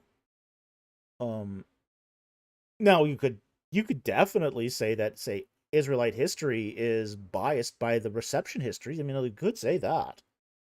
That's not an unreasonable thing to say. We're all authors are biased by their point of view. I don't know a single author that isn't. That is purely objective. Pure objectivity doesn't exist. That's the Baconian fallacy. Okay? The Baconian fallacy that all history, that you can have unobjective writing or objective writing, purely objective writing without bias. It's not possible. Yeah. It's really strange. It's a really strange way to treat a text. And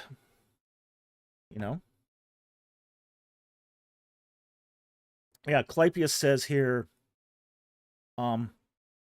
bias doesn't mean nothing happened. Yeah, I would totally agree with that. Just because there's a bias doesn't mean nothing happened. It's bad thinking. It's woolly thinking. Yeah.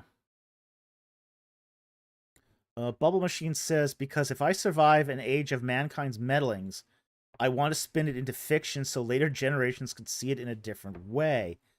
And you know what?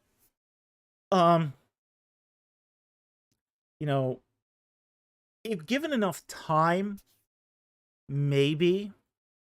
But this is one of the things about sort of the problem of propinquity. And I love that word. I love that word propinquity because it has great explanatory power. Propinquity is, what is your connection? How close are you to the events? And it's generally accepted that if you're closer to the events in geography or in time, your recounting of the events is going to be less distorted. Okay. And it's not just that distortion is not just that it becomes fiction. In fact, most of the time it's not that. It's usually that the details become forgotten or changed. And that's a really important factor, or blended together, merged, conflated. Things can happen if it's an extended long period of time. Like a piece of ancient writing that's 1,000 years after the supposed report of its event it's reporting is going to be almost assuredly have less fidelity to the original event than one that's, say, 100 years after. So, propinquity is a really important concept when you deal with history. Now, interestingly enough, there seems to be a focal length to history, where history is more accurate. And one of the things that we kind of just have discovered now in examining historiography is that a event is often more accurately recorded 50 to 100 years after the event than immediately after event. So think of kind of history like a lens on a camera, where if you get too close, it's out of focus. You get too far away, you can't see it clearly. So it's one of those things where there's an ideal focal length for recording history. And that sweet spot seems to be 50 to 100 years. So, and that's because it usually sometimes takes 100 years to figure out what happened, and to get the sort of correct view. And I think one of the best examples of this is the official U.S. history of World War II. Okay, the official U.S. U.S. Army's history of World War II basically talks about how the Soviet Union was the great friend of the Allies, and that they worked together and strove to defeat the evil Germans. Okay. Well, 50, 100 years later, we kind of see, well, the Soviet Union was largely responsible for facilitating a lot of the evil Germans' conquests. They were a nasty dictatorship, too, that was looking to gobble land. They just happened to be a nasty, evil dictatorship that weren't Germans. Okay? But it took, say, 50 to 100 years for historians to come to terms with how much they were involved. So that's sort of why there is that sweet spot there for focal length of history. So writing is often more accurate with a little time for it to sort of all shake out. So even if it doesn't happen immediately on the events, doesn't mean that history isn't accurate. It sometimes means it's more accurate. As I said, because of the focal length of history and its propinquity.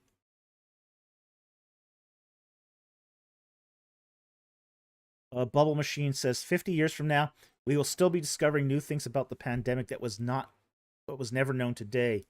Yeah. Yep. That's the way history works. Yep, so true. Okay. So, anyway, I hope that helps, Bubble Machine. Thank you very much for the question. Very much appreciate it.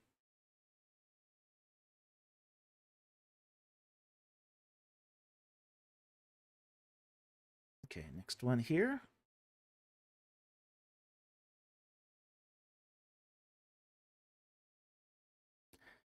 BC for $2 Australian. Why do you despise Nissan Micras? My first car was a Nissan Micra. Okay. Incredible fuel economy on those things. Incredible fuel economy. But absolutely gutless and powerless. But I had that car for like 8 years. I mean, I had that car a long time. Yeah.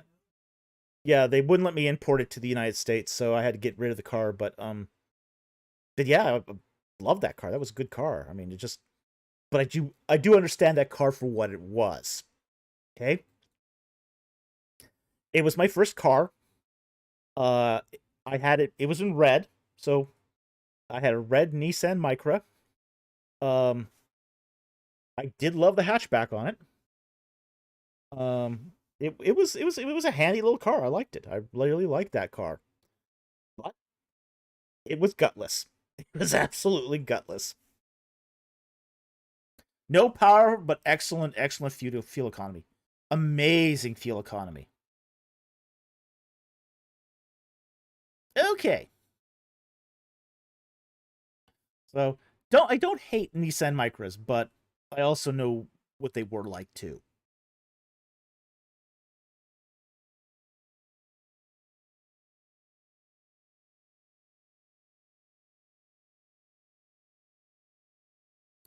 Okay, Jonathan Walker for the $3. Thank you for the super chat.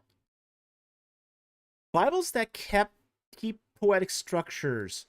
BHS. Yeah, Biblica Hebraica Stuttgart Gensia does retain the poetic structures of the Hebrew poetry. Now, finding translations that do this is more difficult. And some of that comes down to translational philosophy of poetics. Here's the problem. Not many Bible translators are, how do I say this? Aware of exactly the structure of Hebrew poetics or ancient Near Eastern poetics. They're good Hebrew translators, but they try to superimpose a certain structure on there that's not original to the text. Like nothing. A translation that preserves the couplet structure is ideal. Okay, because couplets are the heart of Hebrew poetry. Okay. The problem is there was like for example in the 20th century, especially the early to mid 20th century, there was a theory of Hebrew poetry that said that there was supposed to be rhyme in there, rhyme and meter. So you got some translators that tried to add rhyming into Hebrew poetry. Well, they couldn't do that while preserving the couplet structure. So what they would sometimes do is they would take the poetry as triplets, messing up the structure to try to force alliteration or rhyme. And it just messed up the translation. It messed it up totally. So, no, alliteration is not a good cross cultural way of translating things. So, and I don't know one off the top of my head that keeps the poetic structures intact, but I haven't looked for that either. I usually have to go to BHS, honestly, to determine the poetic structure. Okay, I find that translations generally do a really poor job of this, especially when they start rhyming. Oh, not good, not good. Okay, so I hope that helps. Thank you very much for the super chat. I've got the Net Bible up here. I can just quickly take a look at that, see how they do it. But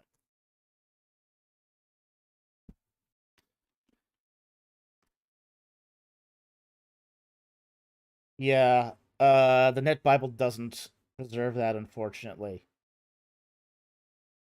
In fact, it does a very poor job of that. It looks like. Yeah.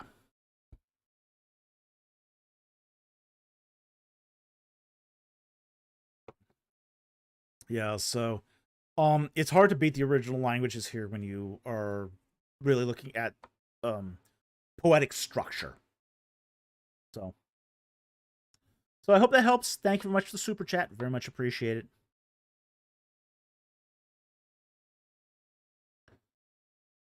Jonathan Walker says, "Thank you. I saw you pull out your BHS in a previous live stream." Well, yeah, I do. I do use my BHS, particularly when it comes to poetry, because again, poetry, has a structure. It has a structure, and if you really want to, understand that poetic section, you have to understand the couplets.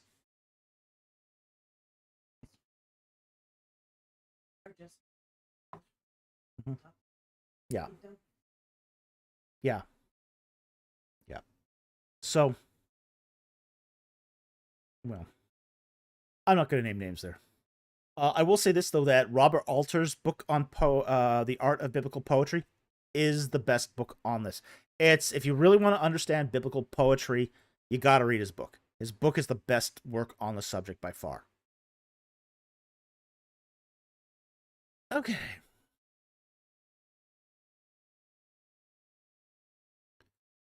Next one here is from BC for $10 Australian. Thank you for the super chat.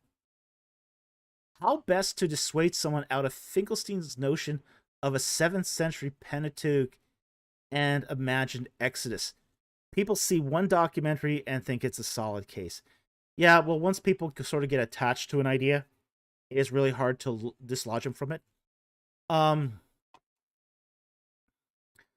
problem with Finkelstein here is that his imagined Exodus is an Exodus that even the biblical text doesn't describe. So it's like, you know, I heard, I mean, when he read his Bible on Earth, you know, he talked about that there couldn't be an Exodus because they would have to, say, cross the way of Horus across the North Sinai, when the Bible says that, well, that's not the way they went. So it's like, he kind of constructs this straw man Exodus that could never have been and never was claimed by the biblical texts. So whose imagination here are we talking about? The biblical authors or Finkelstein's? So, you know, I stand incredulous over some of this stuff because he's doing, you know, in many respects, the same sort of reimagining of the text that he accuses the biblical authors of, which I think is just, I mean, it's ironic, but there it is. Candle the Base here says, honestly, just got here, but what are your thoughts on finding any direct evidence of the Exodus eventually? I fear direct evidence is a pipe dream, but trust your opinion, Doc. Okay. Direct evidence is going to be very difficult because we're dealing here with ancient history. Ancient history is not driven on direct evidence. It's driven on indirect evidence. We got very, very few pieces of direct evidence for, say, many of the historical events of the ancient world. So just as a discipline, historians will rely on direct evidence up to, say, the classical period. Once you go older than the classical period, you're now having to go on indirect evidence, okay?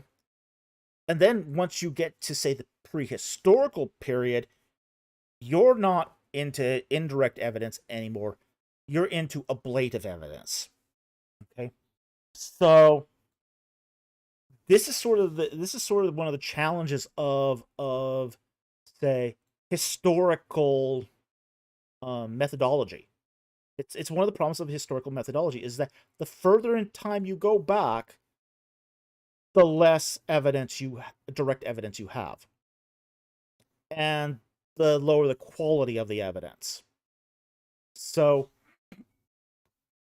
this is why, for example, you'll see scholars from the pre-dynastic period, you know, they'll put together, you know, they got a few pot shards, they got a few burials, and they'll put together their entire civilization from this.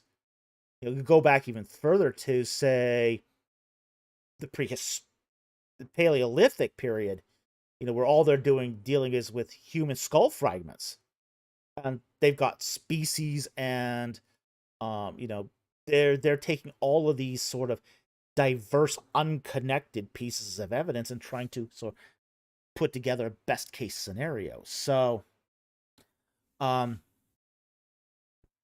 so, I wouldn't expect direct evidence from this period of time, but you never know. It could still happen.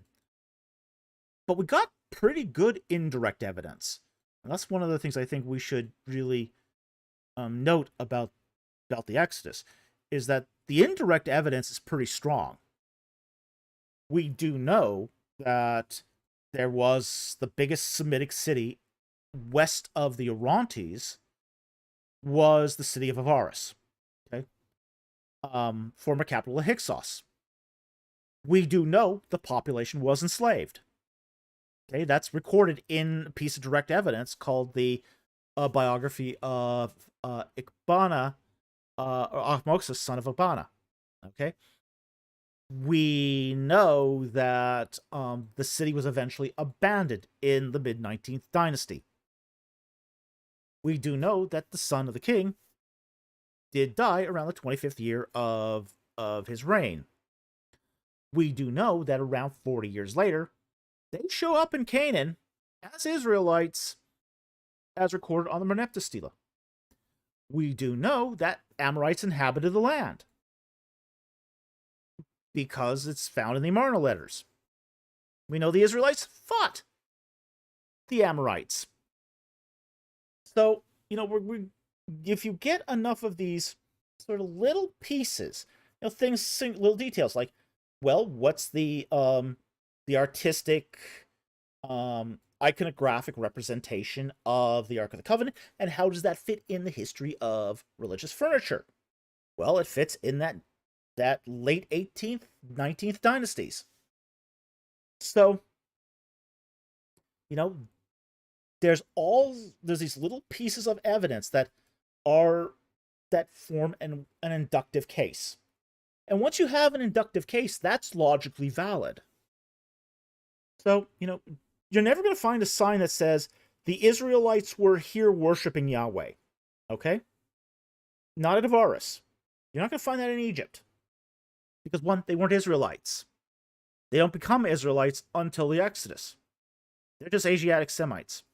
Two, they didn't worship Yahweh. Yahweh was brought to the Israelites by Moses from Midian. So,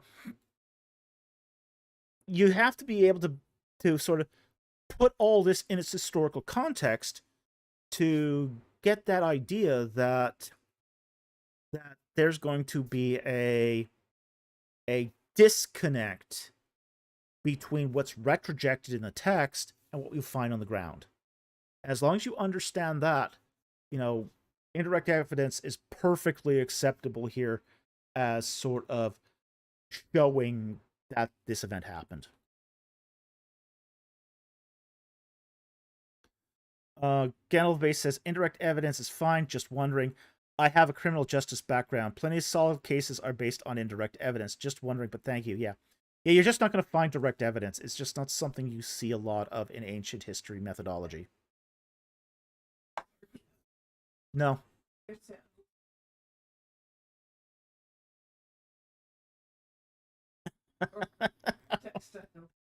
That's funny. Flamrn says, the sandals are closed, never wore out, so we do not have evidence of leather or textiles in the desert. Yep, they ran around naked. Ooh, ouch. Ouch.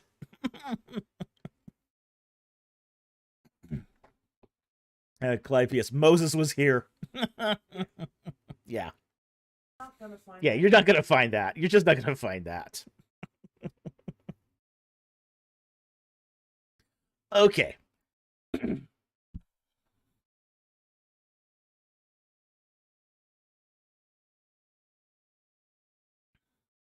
MSN, thoughts on Jews and Judaism? I like them. What represents Judaism today is what we would call rabbinic Judaism. Okay.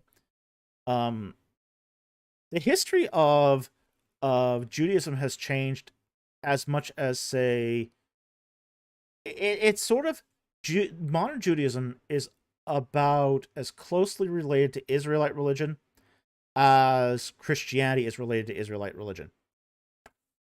Both Judaism and Christianity are basically two branches off the same tree. Okay? They're two branches off the same tree.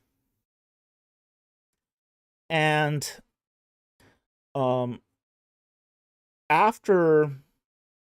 the destruction of Jerusalem in 70 AD, Judaism had to change. It had to change. It no longer had the temple. It could no longer perform the sacrifices. It could no longer perform the sacrificial system. It couldn't even perform the Passover the way it was. So there's it had to adapt to new cultural and religious challenges. Okay? So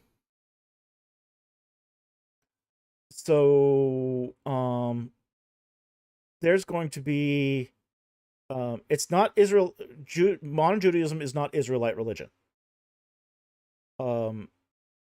It's its own. It's the result of centuries of change. It's the result of centuries of change. Now, with that said, though, I think it's easier to graft the branch of Judaism back into the tree of Christianity because of that common shared heritage between Christianity and Judaism. Okay. But they could be there are times when they are culturally very resistant to it. So, keep them in prayer. We love them. We think they're part of the Abrahamic tradition, and that they need their Messiah, just like we all do. Okay? So I hope that helps. Thank you for the super chat. Very much appreciated. I haven't seen it yet.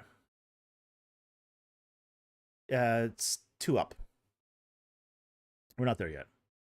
I see his question. Yeah, Juan, your question's coming up. It just takes time. The next question here is from the Vermin Trash Rat for $5. Thank you for the super chat. What are your thoughts on the archaeological and overall claims made in the book Slave Species of the Gods by Michael Tellinger? If you know, of course. Unfortunately, I haven't read the book. Okay, I'm not familiar with this book. And I don't normally comment on books I haven't read. Or at least not flipped through. Okay. It's an interesting title, but I know nothing about this book. So because I don't know anything about this book, I'm reticent to comment it on. But thank you very much for the super chat. Really appreciate it. Okay, Juan for $2. We finally got to his question here. Thank you for the super chat. If Jesus resurrected, why didn't he go to Jerusalem? Why did he have to go to Jerusalem? Why didn't he go to many places? Here's the thing. He was around the outskirts of Jerusalem. He was on the outskirts, but he didn't have to go into the city of Jerusalem. After his resurrection, he is in the locality nearby. But he doesn't go into Jerusalem proper. But there's no need for him to go into Jerusalem. He exits a tomb. He appears to his followers for 40 days. The time of Pentecost. One of the things I think is interesting to note about this too is that most of Jesus's followers weren't in Jerusalem at this point. Some of them had escaped Jerusalem to get away from the Romans. Okay. We know that, for example, the apostles, they were in hiding when Jesus resurrected from the dead. They're hiding. The apostles, the disciples are in hiding because they're fearing retribution. You know, and rightly so. You know, Jesus was deemed a public criminal. You know, he had gone through crucifixion. You know, the disciples rightly thought they could be next. So they're hiding in a locked upper room. Okay. So they're not going to be hiding in Jerusalem. That's the last place you want to go hide. Just saying. Hiding at my Yeah, hiding at my best known location. Yeah. hiding, but Yes.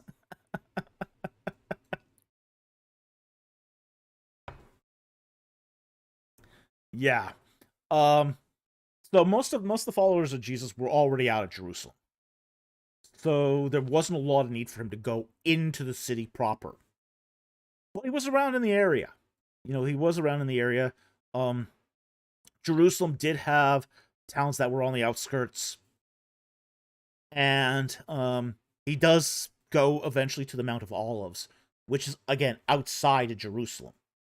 So he's in the area, but all of his followers aren't in the city proper at that point. They're lying low. So I hope that helps. Thank you very much for the super chat. But there's really no need for him to go into Jerusalem. There's just no call for it. Not at this point. Now, there will become a point where he does go into Jerusalem at the second coming. But that's to declare himself as king. Okay? So that's at the consummation, not at the resurrection.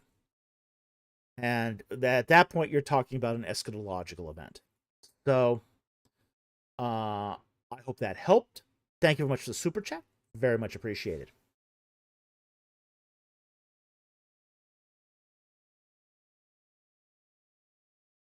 Online Nomad for $2. Thank you very much for the super chat. What's sources behind the documentary hypothesis? There are no sources. It's a set of hypothetical documents. Hypothetical documents called J, E, P, and D. The Yahwist source, the Elohist source, the priestly source, and the Deuteronomy source. Okay, and none of these sources actually exist. There are no sources. That's the problem. It's a hypothetical reconstruction of the development of the Pentateuch. Okay, there's no text sources to support this. It's all based upon a theoretical reconstruction of the Pentateuch. So, it was originally coined by Julius Wellhausen in the 19th century, and various derivations of the theory have been proposed over the years to account for how those sources mesh, what criteria to use for determining sources, and it changes generation to generation to generation. It's in constant flux. It's a theory that's in constant change. And I think that one of the reasons why we're seeing now a lot of scholars turn to, say, the supplementary hypothesis is because of the lack of stability in the theoretical framing of the documentary hypothesis. Okay, and again, a lot of that is based upon the lack of sources. All right, so hope that helped. Thank you very much for the super chat. Very much appreciated.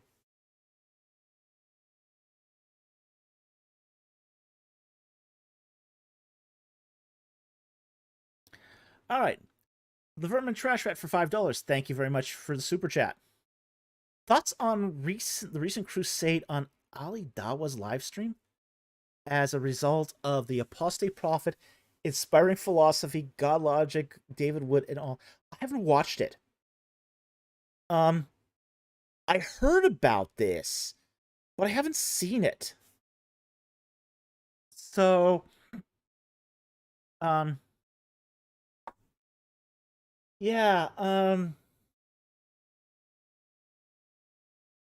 yeah. I mean, I did see on Twitter. Did see a thumbnail of this on Twitter, but I didn't watch it. Believe it or not, I don't have a lot of time to actually watch things. I do other things like write books. So for me, my time is precious. So I don't have time to generally watch a 2-hour live stream unless it's pretty important. So, didn't watch it, but um, I so I don't know anything about it. But thank you very much for the super chat. Very much appreciate it. It's so funny. Okay. I'll take your word for it. Well, Apostate Prophet and David Wood and IP are pretty funny guys, so I mean, I can imagine it being quite funny.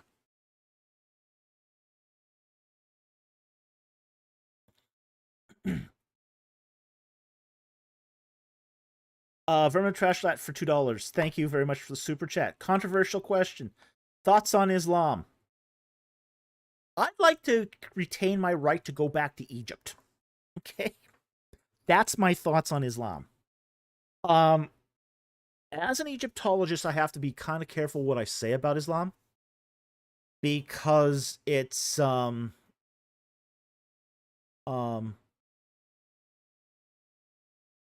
Egyptologists that criticize Islam don't get considered for digs or can face certain repercussions for those views. Okay? So I would refer you, if you need to get some thoughts on Islam, I would refer you to David Wood, who has no skin in that game and can give you an honest opinion here. But it would be a career-limiting move for me to give you all my thoughts on Islam. All right? So, with that said, thank you very much for the super chat. Very much appreciated. And David Wood does a very good job of this.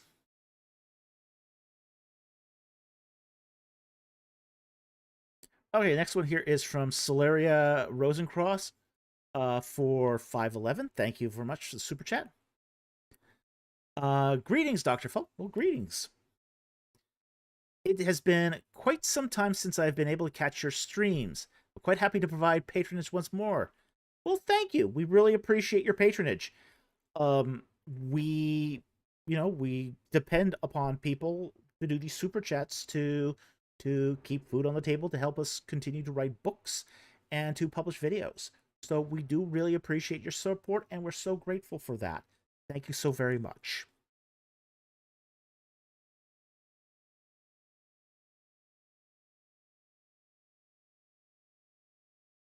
Sentinel Apologetics for $2 Australian. Thank you very much for that super chat, Rob. It's good to see you tonight. Quote, Saturn is a bum with its rings, and quote, Billy Carson?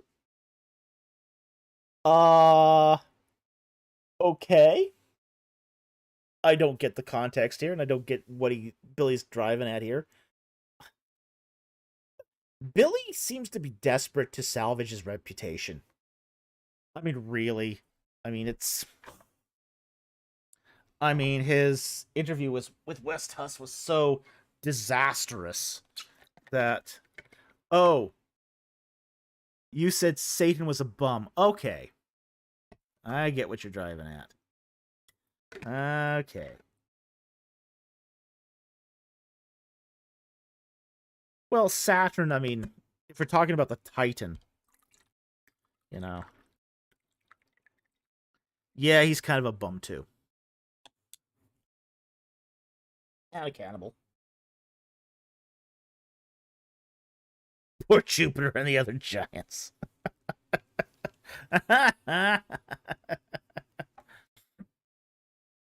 Billy said Saturn. Okay. Well.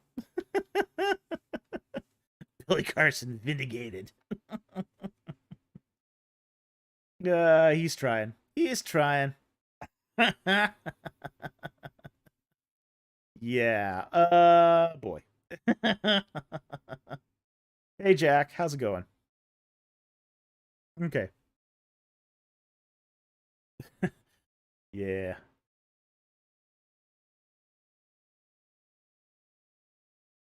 Yeah, Billy Carson's it's gonna take him a long time to restore his credibility.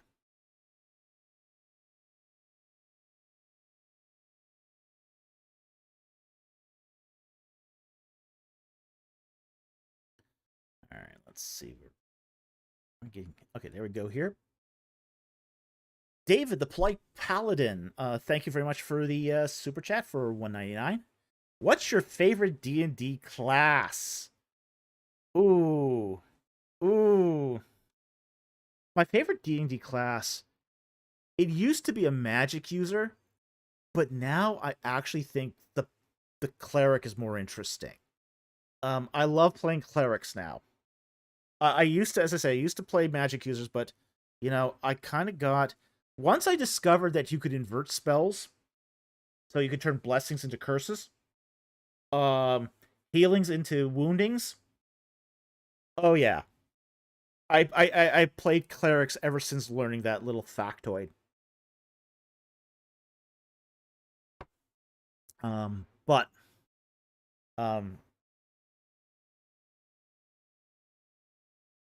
so that's my favorite D&D class at the moment, is the cleric. Very interesting. Class is what class is Moses? I'm not sure. I'm not sure how we would classify Moses. All right. Wow, yeah, I see that, but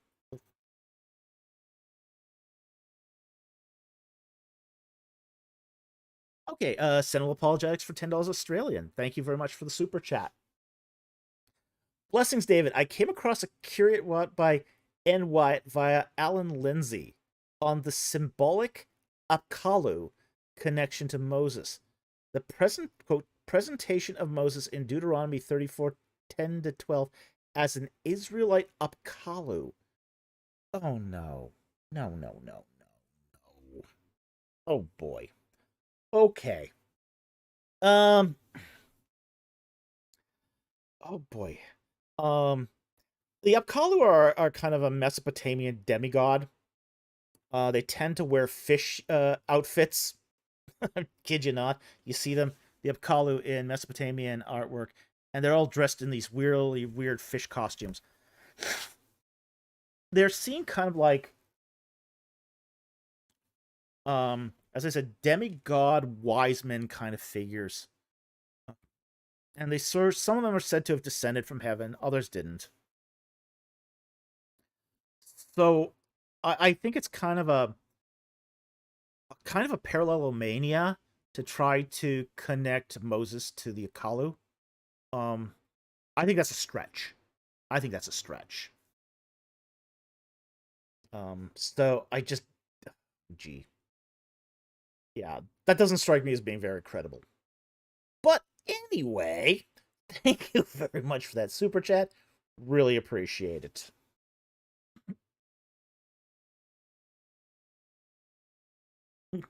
Oreo Olympian. They dress like a fish, which means they belong in the frying pan. Could be. Oh yeah, fried fish. Oh, that sounds yummy. Fried fish is delicious. Jonathan Walker. They look like mascot for a fish store. They do. The Apkallu definitely look like the mascot for a fish store. Nailed it.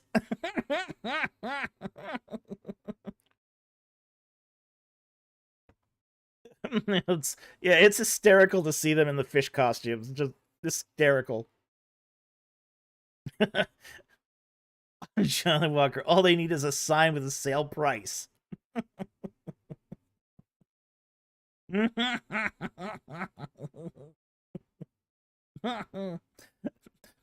Apkallu fish and chips. Perfect. With a little squeeze of lemon.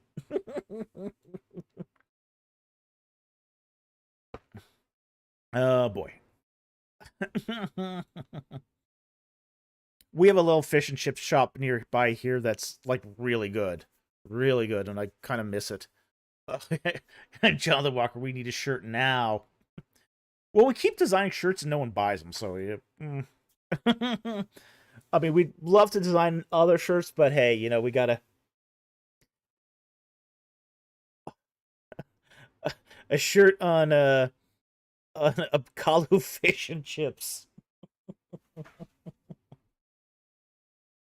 Oreo says, "Man, I want some fried shark now." Oh yeah, fried shark's yummo. It's so yummy. Jonathan Walker says, "I'll buy the first one, but we'll see. We'll see." BC do badges. I'll buy badges. I don't think offer badges. We're kind of limited as to what swag we offer by our vendor. Teespring doesn't give you a lot of options here, so we'd have to see. All right. Laugh out loud. Oh, that store would sell Apkalu chip fish and chips with lemon. Yeah, Jack Ray says a lot of YouTube creators had issues with Teespring poor quality. Yes, we've had that problem too. We've had that problem too. Which is why we also prefer the cups. The mugs that we get from Teespring are actually really good. Okay? The t-shirts are iffy. And we'll be very honest with that. We've had some problems with their quality as well. We checked out the other one. There was a second vendor that we tried out. But the print size was really small. So, yeah, it was very small and very plasticky. And we've had some issues with the other vendor too. So, YouTube's official stores, swag stores, need improvement. They both do. It's not just Teespring, it's the other one as well. So, Well, again, if anybody knows other, yeah, we've done as much research. Teespring was with the yeah. now. Teespring had some things though that we like. We did notice that some of swag vendors that were not connected directly to YouTube had their own issues. There was one that required like a $600 deposit. There was no way we're going to get that back if we did that. Another one we found had basically the more they sold, the less you got. So like on the first shirt, you might get a buck or two. By the time you're up to 100 shirts, they're giving you like 7 cents. So, swag creators are not the easiest things to work with. Especially not at sort of the levels we do things at. And we're not going to border like 10,000 shirts and have them in our closet, waiting for them to sell. We're not just not going to do that. So, all scam, it sounds like. Yeah, there's, as I said, it's you're either, yeah, They're doing nothing. It's going to either be a scam on one hand or it's going to be poor quality on the other. There doesn't seem to be a happy middle there, at least not yet. But we are keeping our eyes out for that, and if we do find a better vendor, that we'd be happy to change. So, because the shirts are fun. They are very fun. Okay.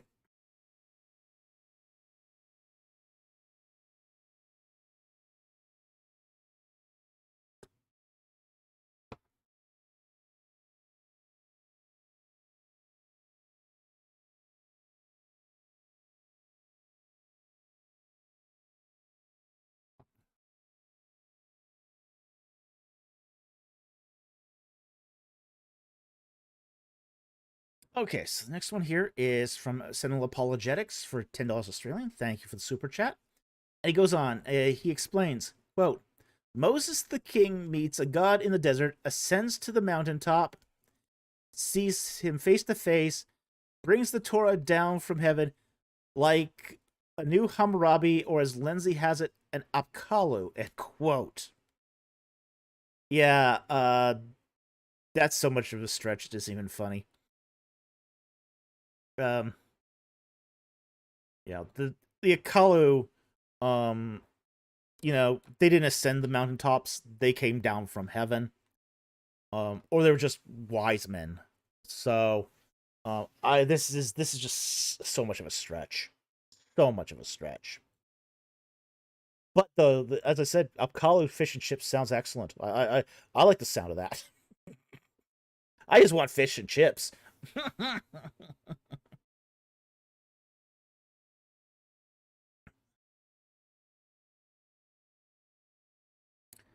Okay, so thank you very much for the super chat. Very much appreciated. That's a very interesting set of quotes. Vermin Trash Rat for $5. Thank you for the super chat. Thoughts on T.S. Eliot's Cats? Not the abominable movie, but the Broadway musical. Tis a guilty pleasure of mine, despite being, you know, a rat. Okay. Yeah, the movie was abominable. Absolutely abominable.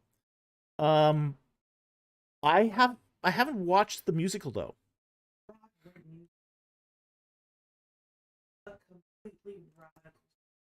Yeah. Yeah. Yeah, I've heard a lot of people enjoy Cats, but again, I haven't watched it.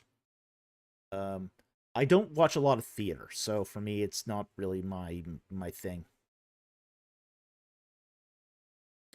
BC Akalu is now for free delivery. Hey, I like it.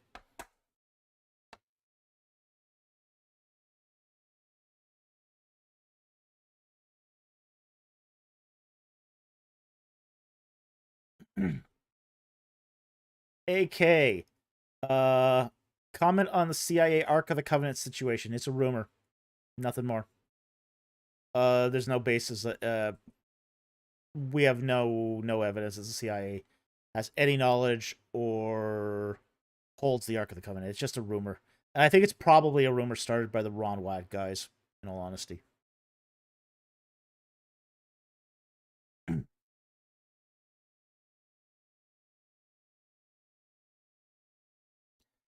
um Dossman, Indiana Jones. No, what I think it is, I heard about this just recently, is that there's supposedly a leak from the CIA. Yeah, they leak, saying that they were in possession of the Ark of the Covenant, and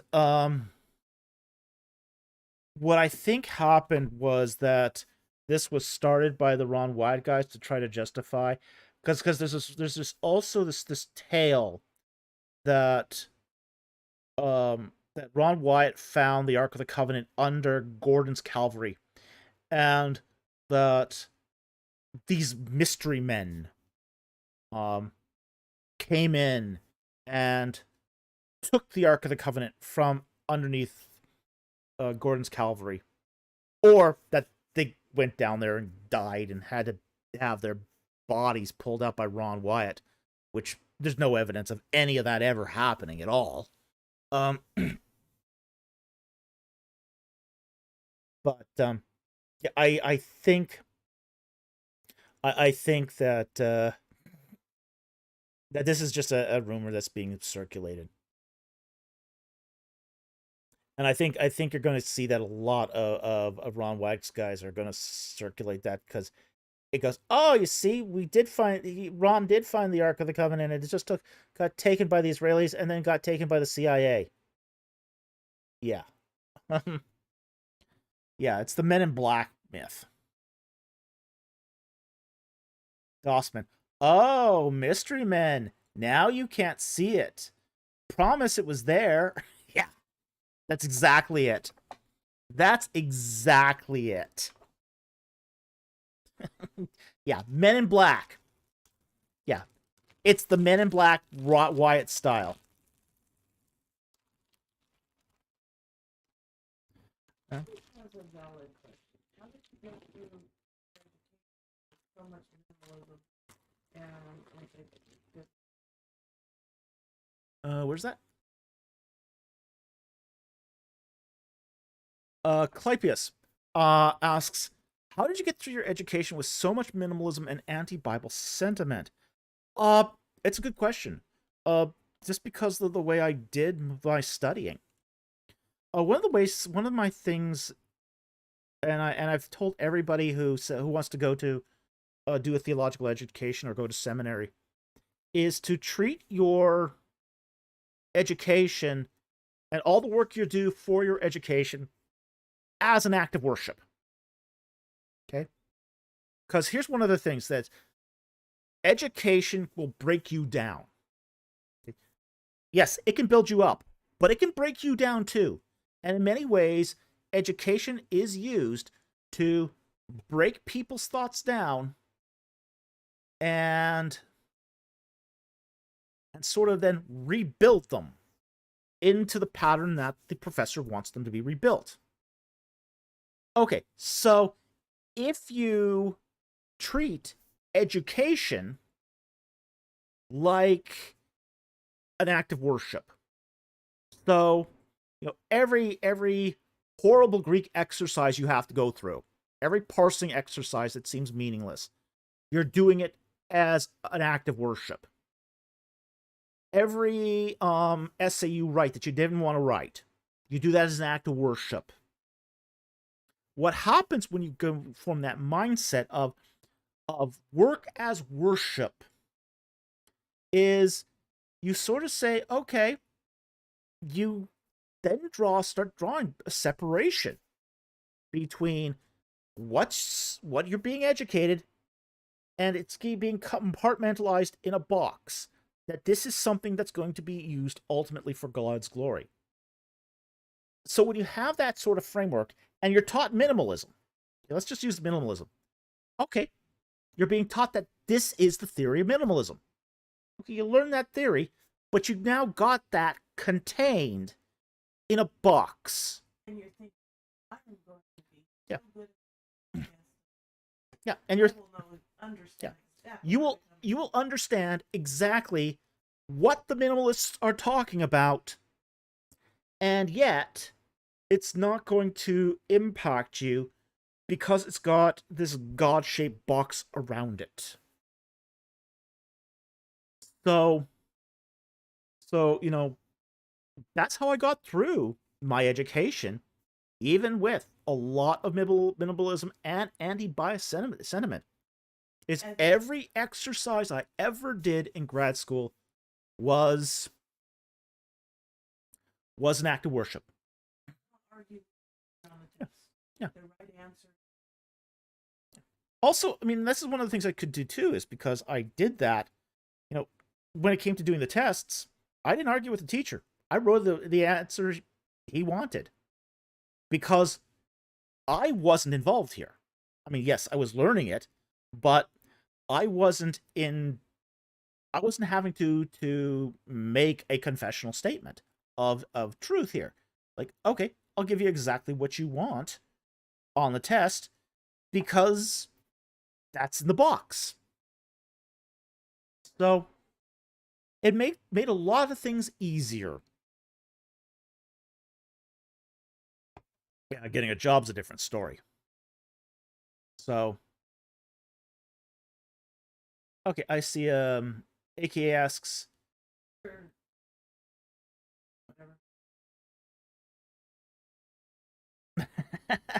Sir Kepler, but Dr. Falk, what about the consensus?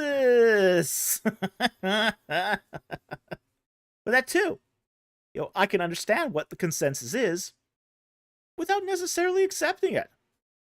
It's like I can now, because it's in a box, I can now rationalize. I can look at the consensus and say, does this make sense? Does it fit the evidence? Because the evidence it's in a box too. So I can play with the consensus and say, okay, look, this consensus has this merit. It's strong in this point. It's weak in this point. And sometimes I'll go with the consensus. Sometimes I won't. Just because, for me, I'm not beholden to any one particular view. I'm not beholden to it. So, that's how I got through grad school, and that's how, I deal with these issues of, say, consensus and groupthink. Because consensus is really a kind of groupthink when you really get down to it. Sometimes it's based on evidence, sometimes it's not. But a good critical thinker will be able to tell the difference. All right, let's go on to the next super chat here.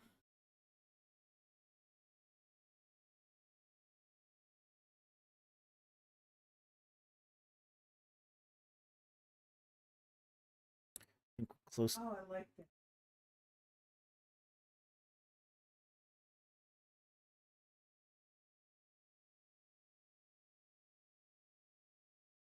Be a great. Dossman says that would be a great 50s horror film, The Consensus.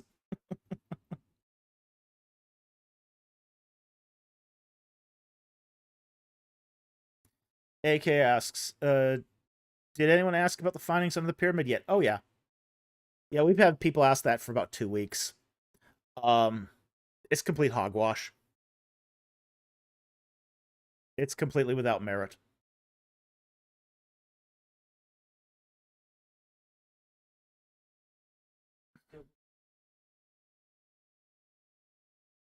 Oh, yeah. Take that. AK asks, do you believe the Ark of the Covenant still exists somewhere? If yes, where? I don't think it exists. I think it was destroyed by the Babylonians when they plundered the temple. So I think it was melted down into scrap gold to pay for their army, essentially.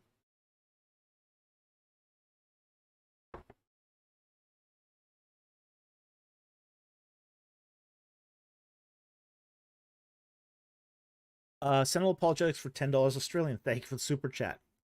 He says, Jesus didn't go to Jerusalem because he instead went to Tron and said, quote, go ye therefore and teach all nations, baptizing them in the name of the users and of the Flynn and of the master control. Hey, it's Tron. Tron is what it is.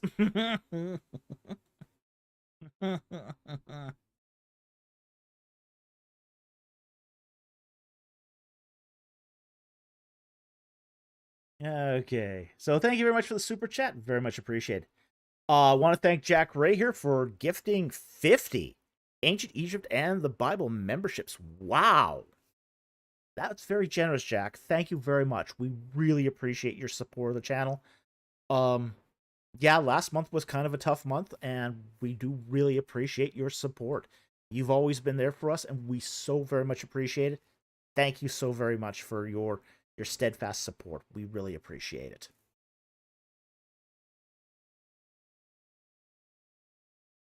Okay, BC has a member question here. Guys, just a reminder that I think Kip is still fundraising for Near Gear if anyone wants to help out. Oh, Kip.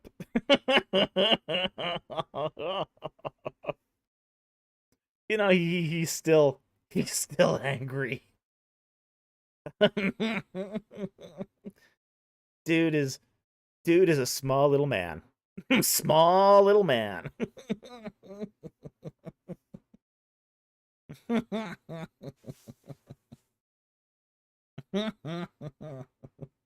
Yeah, he's still ticked off that that he keeps like falling on his face.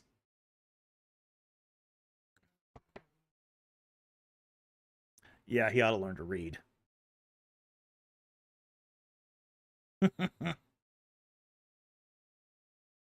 Okay.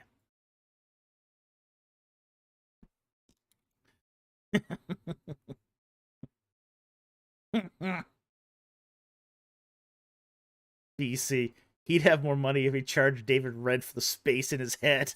Oh, he's obsessed with me.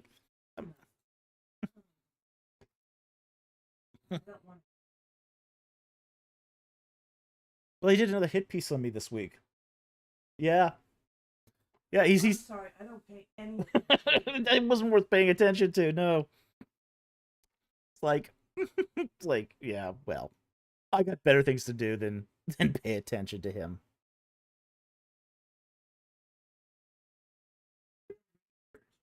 And just leave everybody else out of it. Yeah. Jack Ray says, Kip, quote, know what I really mean, end quote, 5 hours later. Okay, let's move on here. Vermin the Trash Rat for $5. Thank you very much for the super chat. Dr. Falk, you should make a denomination called Falconism. Should I? It'd have to be a cult, yes. And then We did the religious at Holy Cool. yep. And then if in the future a schism happens, it could go down in history as the Falcon Wars. Ooh. Bad. Yeah, I think every seminary student plays with the idea of starting their own cult. We have Yeah, you have to pay off your student loans, but I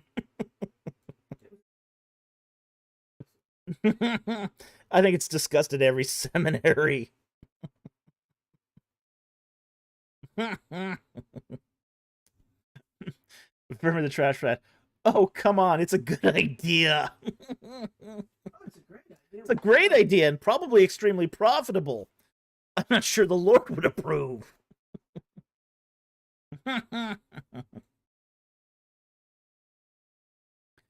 Okay. I think we're getting close to the end here of the super chats, which is good because it's 11:15. Let's see here. Should be okay. BC for $5 Australian. Thank you for the super chat. What are some great examples of when the academic scholarly consensus got obliterated by facts? Jericho. That's one example. Okay. Another example is in the medical field was ulcers. Used to be thought that ulcers were caused by stress. And it's now been thoroughly shown as a result of a medical doctor's research in the 1980s that ulcers are caused by bacteria. And they're now treated successfully with antibiotics. They're cured with antibiotics. But for the longest time, no one would prescribe you an antibiotic because they didn't understand the pathology of ulcers. So there's an example of a medical consensus that just went to dust because it got obliterated by the facts. And there's still people who don't believe it. Yeah, there's still people who don't believe that. Yeah. The Jericho example, the idea that there was no late Bronze Age Jericho, that's been completely destroyed. And the facts spoke to it before Nigro's report in 2020. So, but then again, I remember being told, and I think it was 2018 or 2017 at a VST conference that there was no Bronze Age Jericho. Why would I go against the consensus? What would possess me to argue against the consensus on this? Maybe the facts. That little thing called evidence.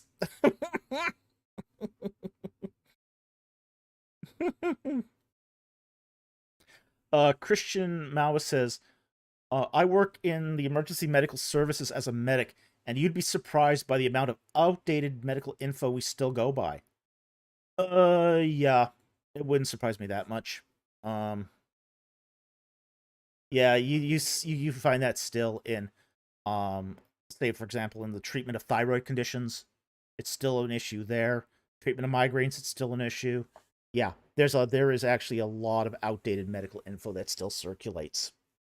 So it's a persistent problem in a lot of fields. And it's not just medicine, and it's not just the ancient Near Eastern stuff. Um, That's why. and 14. Um, I imagine a Star Trek world Falkirk would be populated by intelligent, multi-experienced beings of high sarcasm and much laughing. Oh, I got told again this week that my laugh is evil. That I was violating Galatians 8 or Galatians 6 by laughing. It has nothing to do with anything. I've never heard. Yeah, I've I've heard a lot. Oh. Well, I challenged the guy on it, and I said, "Wait, where's that in scripture?" And he goes, "Oh, it's the fruit of the spirit. If you laugh, you don't have the fruit of the spirit."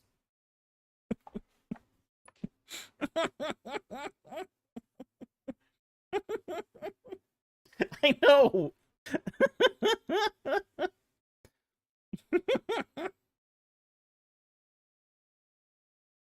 Yeah, this was posted on the Frank Turek video.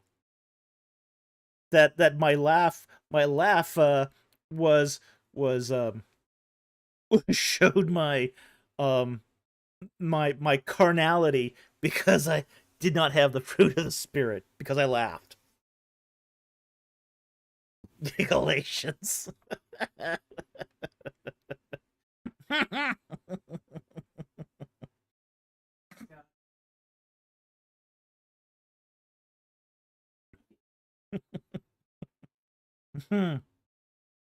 Okay, so BC, there you have it. A couple of scholarly and academic consensus that bit the dust by facts.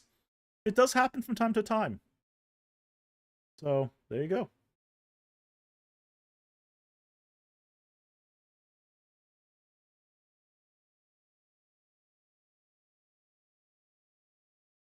Okay, and I think that is the end of the super chats. So, want to take a couple of non-super chats? Gandalf the Based. Dr. Falk, I greatly respect you, but your laugh does concern me. Laugh out loud! Starting backwards. Sure. Right? Yep.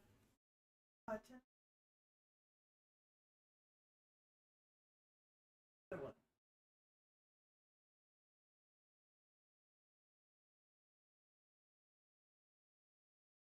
Other exit. And 1025. Okay.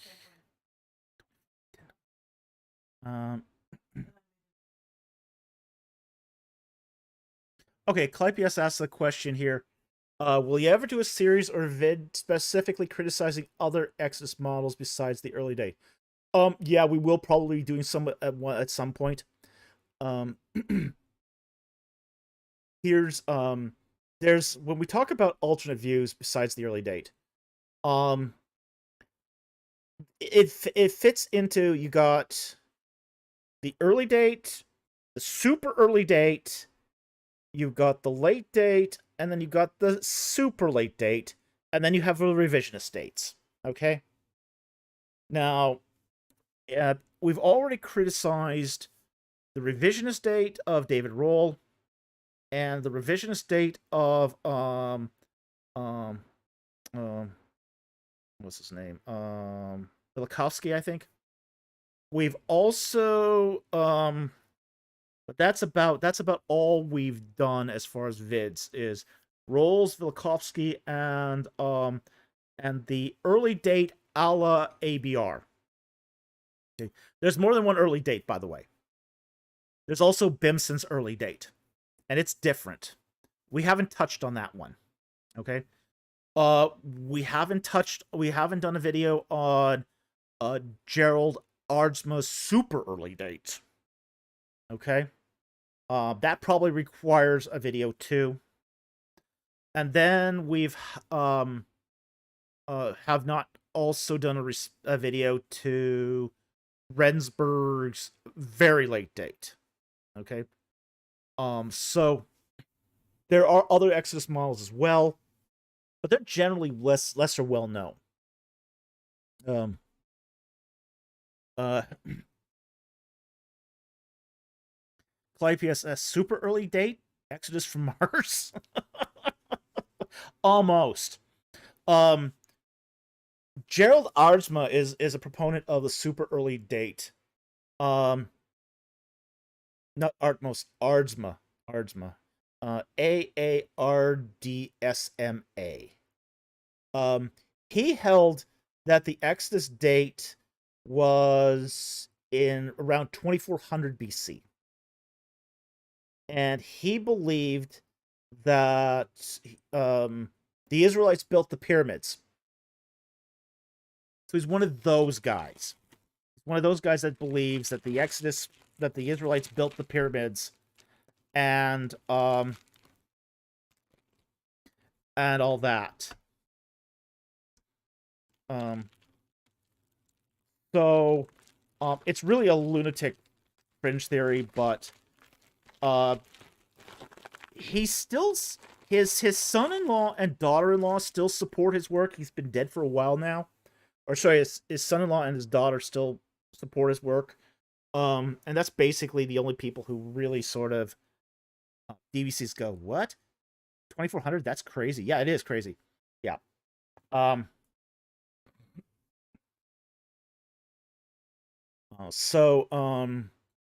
They still support his work. They still try to push some of his views, but you know, they're sort of relegated to this sort of how do I say this? Podcast ministry that gets like 24 views. So it is really niche. I mean, that's kind of what we're talking about here when we're talking about, say, views of the Exodus.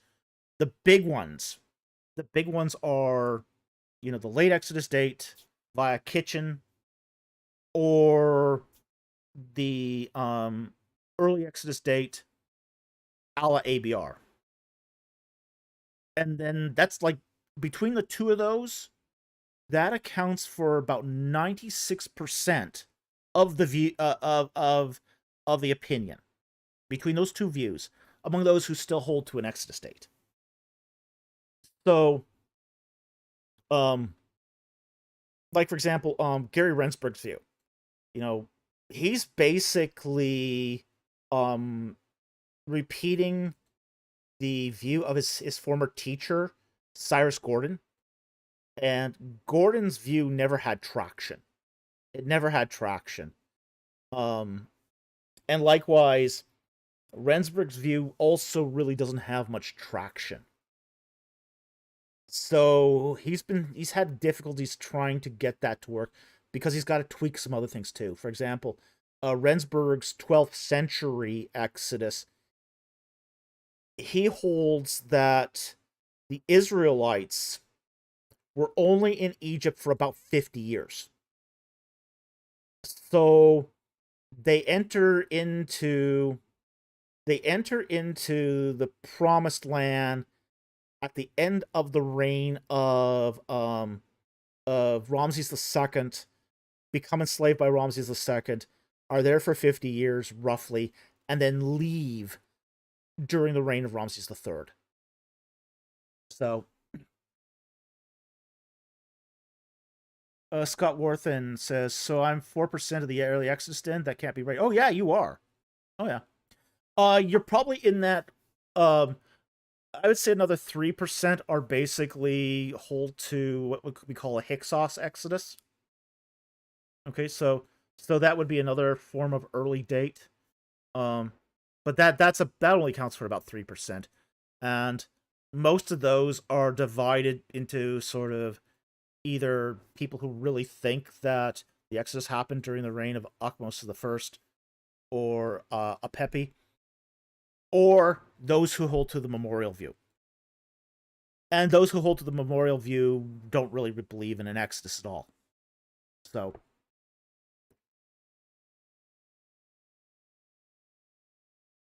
and again, it comes down to diminishing returns, you know, half of that big 95, 96% bulk of people who hold to the ABR early date or the late date, um, in a distant third is, say, the Hyksos Exodus. So, but it's a distant third. It's a distant third. Very, very few people hold to that view anymore. If they hold to that idea of the Exodus, it's usually then what's called a memorial view. And the memorial view, it tends to be that there was a Hyksos Exodus, which aren't related to the Israelites in any way, shape, or form, but that exodus of Hyksos into the coastal plain gets retold as a story that's picked up by the Israelites who happen to just live in Canaan, and they claim it for their own. It's a false memory view. It's a false memory view is what it is. Okay? But almost nobody, I mean, serious scholars do not hold to the idea that that the Hyksos Exodus was the same as the Israelite Exodus. The details don't match. The details don't match, and that's the problem with the view. So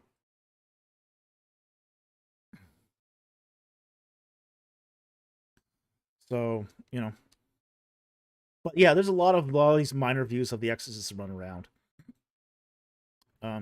There's even one view that's claimed that the Exodus was as late as the 7th or 8th century. So, but once you get to that point, it's really you're really sort of straining them out at that point, and very few people at that point. So the further you get from that sort of 18th, 19th dynasty area, the less and less people support the view. So, but you do get Exodus views that range from, as I said, the 7th century BC all the way to the 25th century BC. So, yeah, DBC, these people need to take their pills. Yeah, some of them do. Some of them do. All right, but we're not going to get too personal about that. Okay. But it just happens to be, it follows a bell curve. It really does follow a bell curve. Where you hit the sort of the mean in that spot between 1446 and 1265. That's where you hit the mean. All right. Any other non-super chats?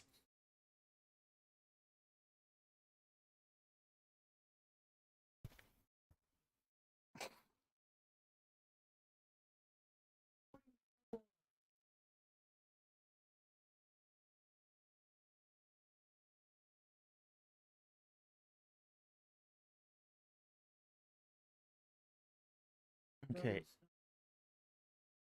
844.844. Okay, here's not really stated as a question, but as a comment. By Tokyonomics. He asks, I'm always curious by the real depth of the connection between Egyptians and Phoenicians in a proto-Semitic world. Not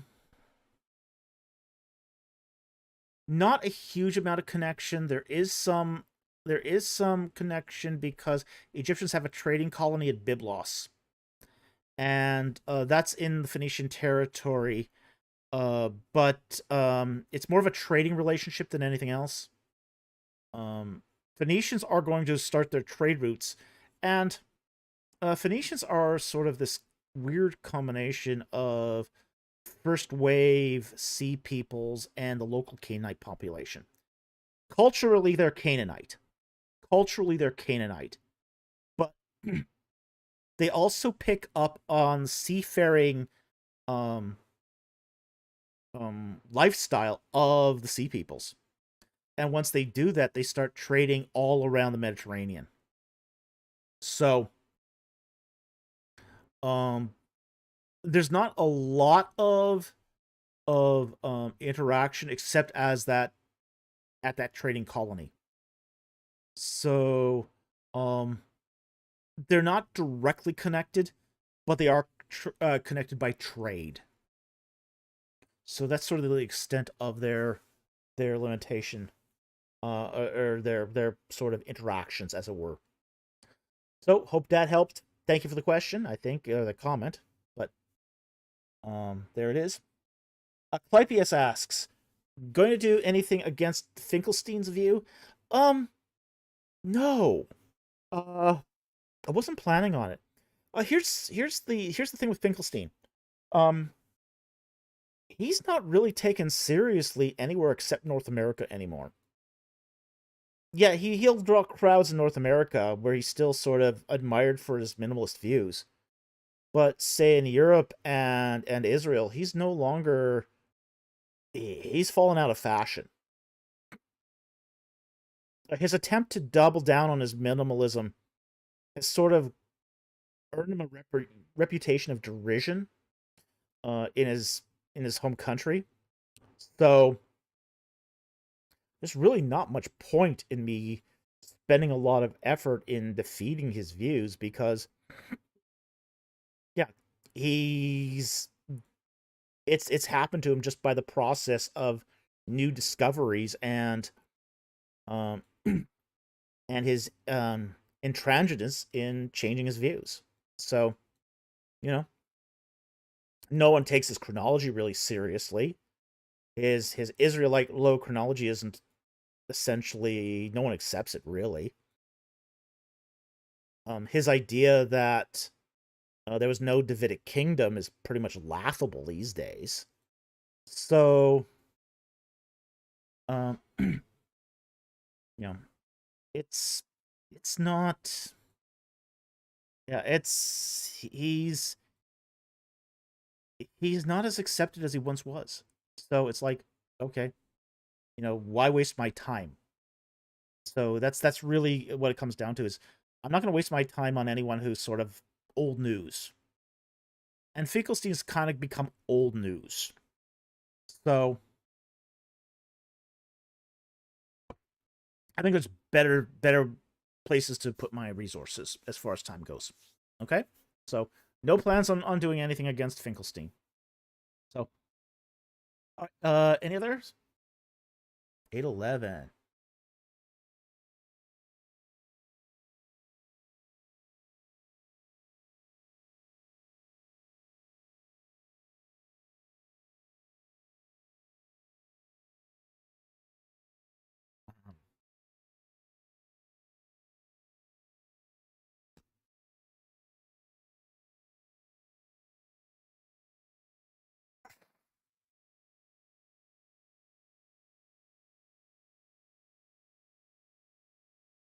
Okay, 811, you say? Okay, I see it. Okay, next one here is from Jonathan Walker. And he asks, is there any significance in the shape of Noah's Ark, or is it just a merger between proportions of a boat, long and skinny and short, and the shape of a box? Okay, we're not really told in the biblical text what shape the ark is in. Okay? But we do know it is long and skinny and not that tall. Okay? That much we know from the dimensions. The text calls it a tebah. And the tebah is a box. It's a chest. Okay? It's never called a boat. Noah's Ark is never once called a boat. It's called a chest. All throughout the narrative. Which I think is really interesting. Because, they could call it a boat. There'd be no problem with Hebrew lexicography to call it a boat. But it's never called a boat. It's called a box, a chest, right? Literally. So we can assume that's probably a bit more box-like than boat-like from its description, from its nomenclature. but we're not told for sure. But the shape of the box, or sorry, the fact that it's called a box is significant. It's a very intentional naming. And it gets back to then, okay, we're back to that sacralizing converter. Okay, guys, you can take a drink now. I said sacralizing converter. Because that's what Noah's Ark is. It's a sacralizing converter. It's preparing mankind and the animals on the ark to be consecrated for new use in the restored world. Okay? And it's done through a process of ritual purification. Through the water, as it were. So this is very, very these kind of purification rituals are very common in temple ceremonies. And if you guys had been with me to Egypt, and some of you were, you would have seen how that works in an actual temple complex, because there's a place within Karnak Temple which did this sort of ritual purification, and it was really cool because you got to see where the offerings entered the temple, where it was placed in the box, where the rituals were performed, and then where the box was taken to the idol in the very next room. Very cool and all in one place. So, absolutely, very interesting how these rituals were repeated from culture to culture in the ancient Near East. And the whole idea of Noah's Ark is that sacralizing converter of taking offerings, purifying them, and repurposing and consecrating them for the Lord's work. So, the shape of the ark, we're not sure. The fact that it was called a box, very significant. So I hope that helps. Thank you for the question. Very much appreciate it.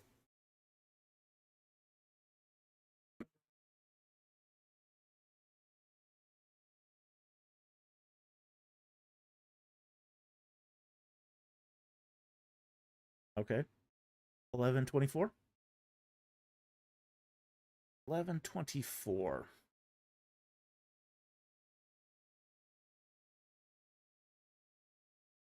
Okay, Gandalf the base says, when did all this become so controversial? The church has debated the dating for years on this with a large amount of different theories. Why is it so vested in the last 50-ish years? Oh, that's an easy question to answer. Okay. Why the last 50 years? Associates for Biblical Research.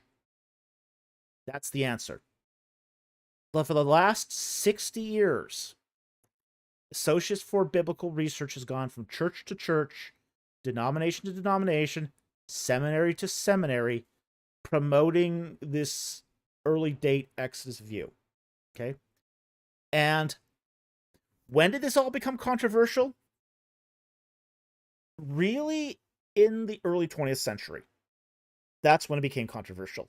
Now, there had been a debate on when was the date of the Exodus in the 19th century. Okay? And you can, if you go through, say, various newspaper articles from the old archives, you do see people with various points of view, but it was kind of a curiosity. These articles were expressed this in very amicable terms, and there were a lot of people who had different ideas, but they were generally within a certain ballpark. Okay. In the mid 19th century, the late Exodus date had basically become the dominant view because of the work of a guy by the name of C.R. Lepsius. But it didn't get controversial until 1906. Here's what happened in 1906. James Orr created this volume of where he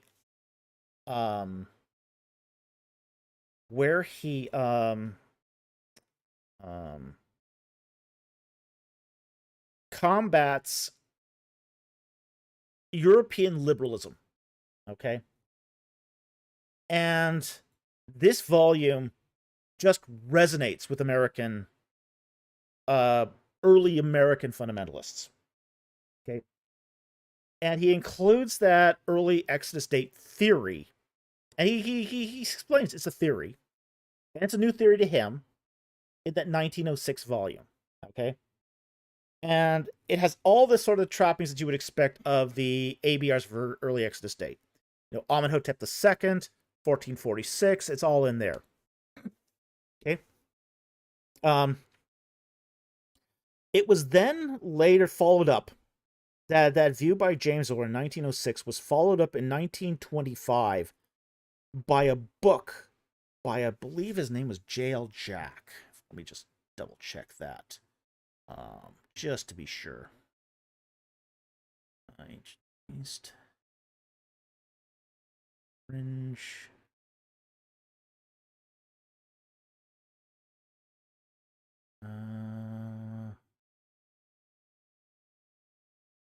James William Jack, sorry. J.W. Jack.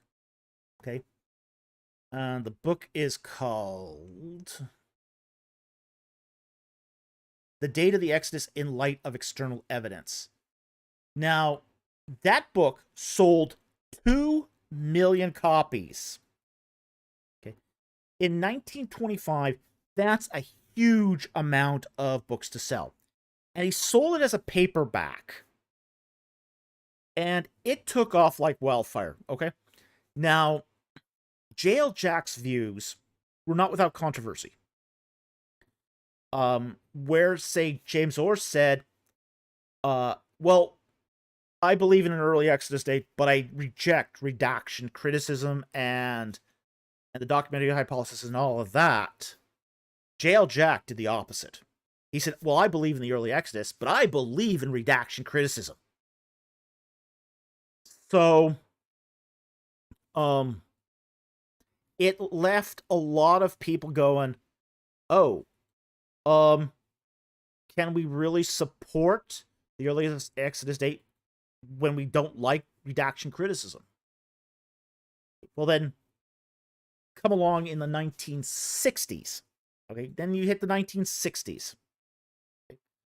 So that was J.W. Jack, published in 1925. In 1960, ABR got started. Okay, and ABR's mission was to take the works of J.W. Jack and make it more palatable for American evangelicals. So, they liked the literalism of Jack's readings. But they sort of downplayed the redaction criticism aspect. And they tried to, and it was a group run by missionaries. It was a group run by missionaries who used archaeology to give people reasons to believe, but it had that ideological axe to grind where they said that the early Exodus date is the only date. So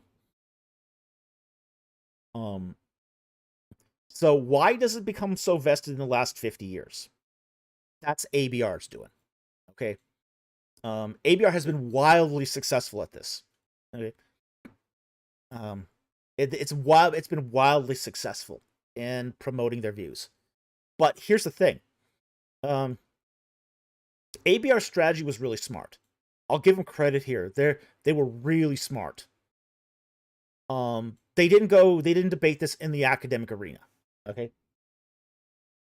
Yeah, they would have failed miserably if they had debated this in the academic sphere. Okay. Where they took it was to church congregations. So they went from church to church, preaching at as many churches as they can. They went to denominational conventions and made presentations there. And they went to seminaries And the way they influenced seminaries was they got their donors to donate. So, in many ways, they controlled the purse strings of the seminaries. So this is the problem we have today, is that even though the people in the teaching in the seminaries, may believe, most of them believe in a late Exodus date, they can't say it. They can't say it because of the financial pressure of all these people, all these donors that have been influenced by ABR to essentially keep their mouth shut or face the wrath of losing donor support. So it has become a debate that's really not serious anymore. It's not a serious debate any longer. It's more of a holding position. So, they're really sort of holding on to that position and trying to hedge what they're doing to hang on as long as they can. They're not getting new members. As far as their organization goes, it's starting to get diminishing people that are willing to sign on with them. There's still some young people who are doing so, and that's one of the reasons why, for example, Scott Stripling has started the Bible Seminary in Katy, Texas, is to sort of teach a new generation to become early date supporters. And it's had some successes as far as being able to restore their numbers, but it's also had some limited outcomes too.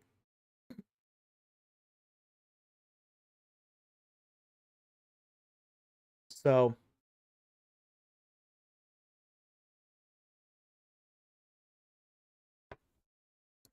yeah, it's really going to depend upon a lot of that. But yeah, at the center of most of this, you're going to find ABR. Okay. There are other early Exodus views, but they don't have the same controversy. Like Bimson's view. Bimson's view is not controversial because it doesn't have the same traction, and there's not a huge organization backing it. So, so you're just not going to find that view. But behind most of them, most of the sort of the most contentious advocates, you're going to find ABR, and there's a huge number of them. Titus Kennedy is a supporter of ABR. Scott Stripling, Steve Rudd, who else? Bryant Wood, Clive Bevington, Joel Kramer. Joel Kramer's an affiliate with ABR, even though he has his own pulpit ministry, Expedition Bible. And that's very typical of ABR. Very typical of ABR is to have their affiliates start their own pulpit ministries, and not but say they're but not really emphasizing that they're affiliate with ABR. So this is what normally happens: is the affiliates of ABR start their own pulpit ministries, so it looks like there's a lot of ministries that are supporting the view. But it's kind of smoke and mirrors. It's smoke and mirrors. It's kind of to give you the impression that there's this huge network of like-minded ministries that are all supporting this view. And it's to give you the illusion that everyone supports the early date and no one supports the late date. And the public line is generally, oh, I don't know anyone who supports the late date. That's usually how they say it. Like you'll hear Titus Kennedy say this when he's asked, well, does anyone disagree with your view? And he goes, well, I can't think of anybody. Even after he gets trounced in a debate publicly, he'll say that. So there is a certain amount of gaslighting going on here. And yeah, it's just yeah, there is a certain amount of gaslighting. So but that's been a what's been fueling this over the last 50, 60 years. So you can almost trace it almost always back to ABR. It's really uncanny. It's really uncanny. This is why when I'm asked, when you compare, say, Answers in Genesis versus ABR, which one's more successful? Well, who has more influence and who has more traction? Answers in Genesis doesn't have a lot of traction, and it certainly doesn't have a lot of influence. It's got some big, deep pockets for its theme park, but culturally, it's not as relevant. ABR doesn't draw attention to itself, but its traction and its influence and the ability to motivate its donors is incredibly influential.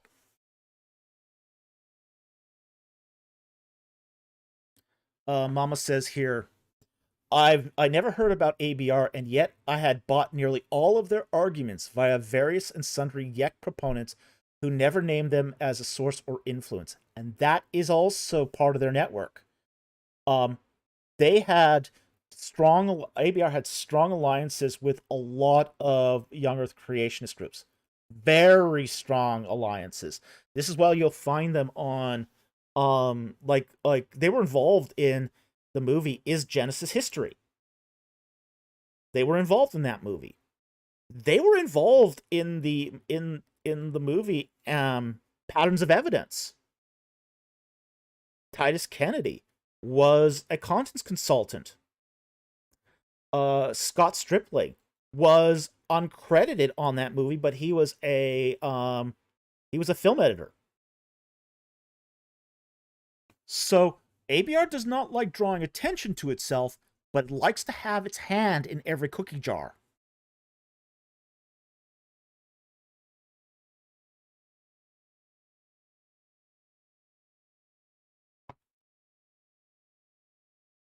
Scott Worthen says, okay, I'm getting what's going on here. ABR is sucking all the oxygen out of the early Exodus room. Got it. Well, in a sense, yeah, it does.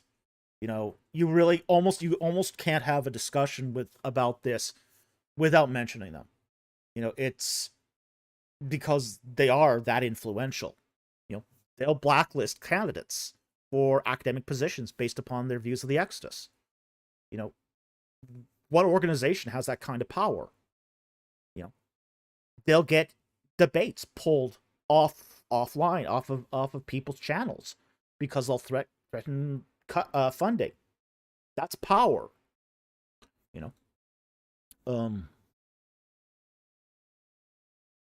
There's, they do have influence, and they're well connected. As I said, they're connected with young Earth creationist groups. A lot of them. They're connected with the Christian movie industry. They're connected to the seminaries and the denominational structures. And they were all able to do it through grassroots activism. You have to admire their achievements. You have to admire that. It was a tremendously brilliant strategy. That's why they have the influence they have. So, oh yeah. Well, they just keep coming back. They're like a ABR again. Yeah, it keeps coming back. They don't go away. So, Mama, homeschool conventions, there too. Yeah, there too. They're good at marketing. Unfortunately, Yeah. we're not. Yeah, they're very good at marketing. They're very good at communicating their message, and they've been doing it for 60 years. Yeah. They're not their sales. Well, if yeah. a corporation, they would be sales. They're a missions organization, yeah. They're a missions organization, and missionaries are good at this. That's why their leadership has always been missionaries and former missionaries. Because communication is so important, and they realize it. They got that message. So, okay, I think we got time for one more question. Okay.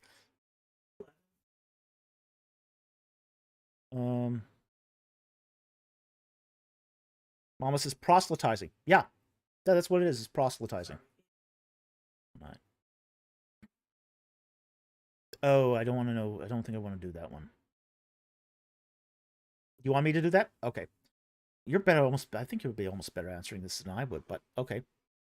I'll take this last question of the night.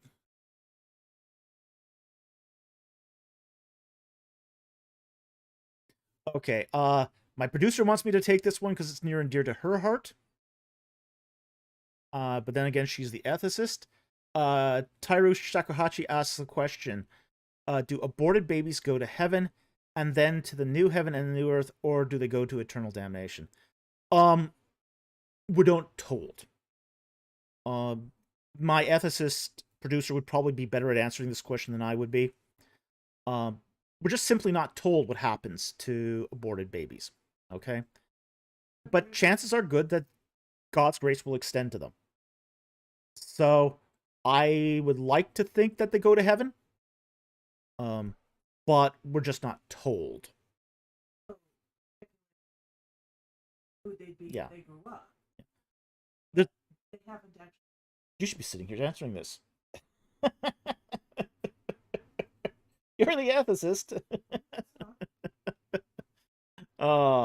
She says that that it's speculated that God would know who they become, would have become as adults, and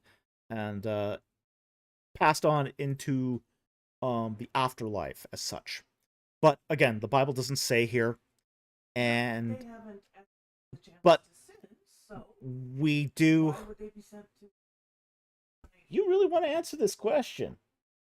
I think it ought to get You wanted to get out there. Okay, that's fine, but it's past the mic. pass the mic. I don't know. Can you turn my mic on? I actually could turn your mic on if it was connected, but I don't know if it's connected. I think, yeah, okay, but we're at the end of the night. She should have her mic on anyway. She doesn't have it on, but she has a mic right there. It's what we use for the what's it called now, the man machine alerts. Okay. Mama's encouraging you. So I'm just gonna leave that question there. Okay? Because again, it's not really in my wheelhouse. My producer insisted I take it. And she'd be much better. Yeah, but it's not in my wheelhouse. So you're better at answering this. You're the expert here. Okay. Turn my face off. Okay. Producer is going to take over for a moment.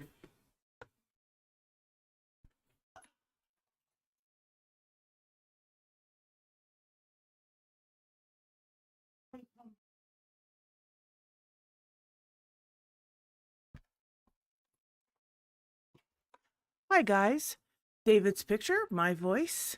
This is actually a big bioethics question, and it is near and dear to my heart, so I did want it answered.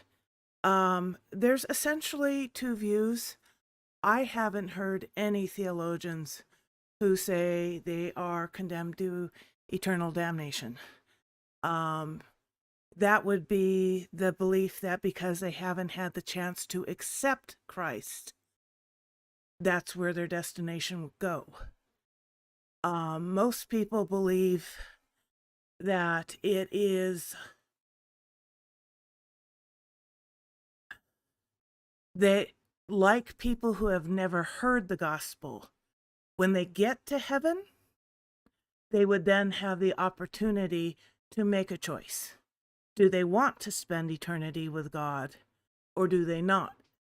If they don't want to, they would go to the other destination. It's kind of a shame that this is such a topical question,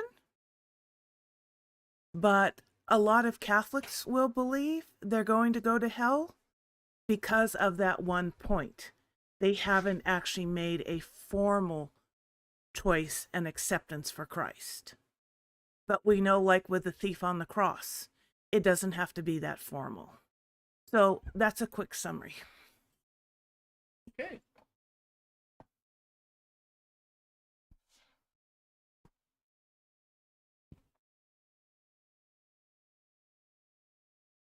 Yeah, so there you have it from the expert herself. Okay. You can get a lot more formal over it than Yeah. Yeah, I can get more formal in other ways, but there you go. Okay, so is that going to be the last question of the night, or... Okay. So we're going to wrap it up here. Jack Ray says, Akiero Falk, thank you. Definitely. Okay. So, we're going to wrap it up here. We want to thank everyone who joined us tonight. We especially want to thank our super chatters who support this channel through their donations, and those who've donated through PayPal. We appreciate your support, and we want to remind you all that in 2 weeks we're doing a popcorn review. So we want you all to join us for that. And that'll be at Monday, April... Was it April? Oh, let's see, what is it? Monday, April 7th at 8 p.m. And it'll be a premiere. So it's going to be a party, and we want you all to join us. We also want to thank our Patreon and YouTube supporters, subscribers. You keep the equipment running and the lights on. We appreciate that so very much. And we also want to thank our regular subscribers who watch our channel, hit that like and subscribe button, and share the URLs with other social media platforms, because you guys get the message out there. Thank you so much for joining us tonight, and we'll see you next time on Ancient Egypt and the Bible. Good night, everyone.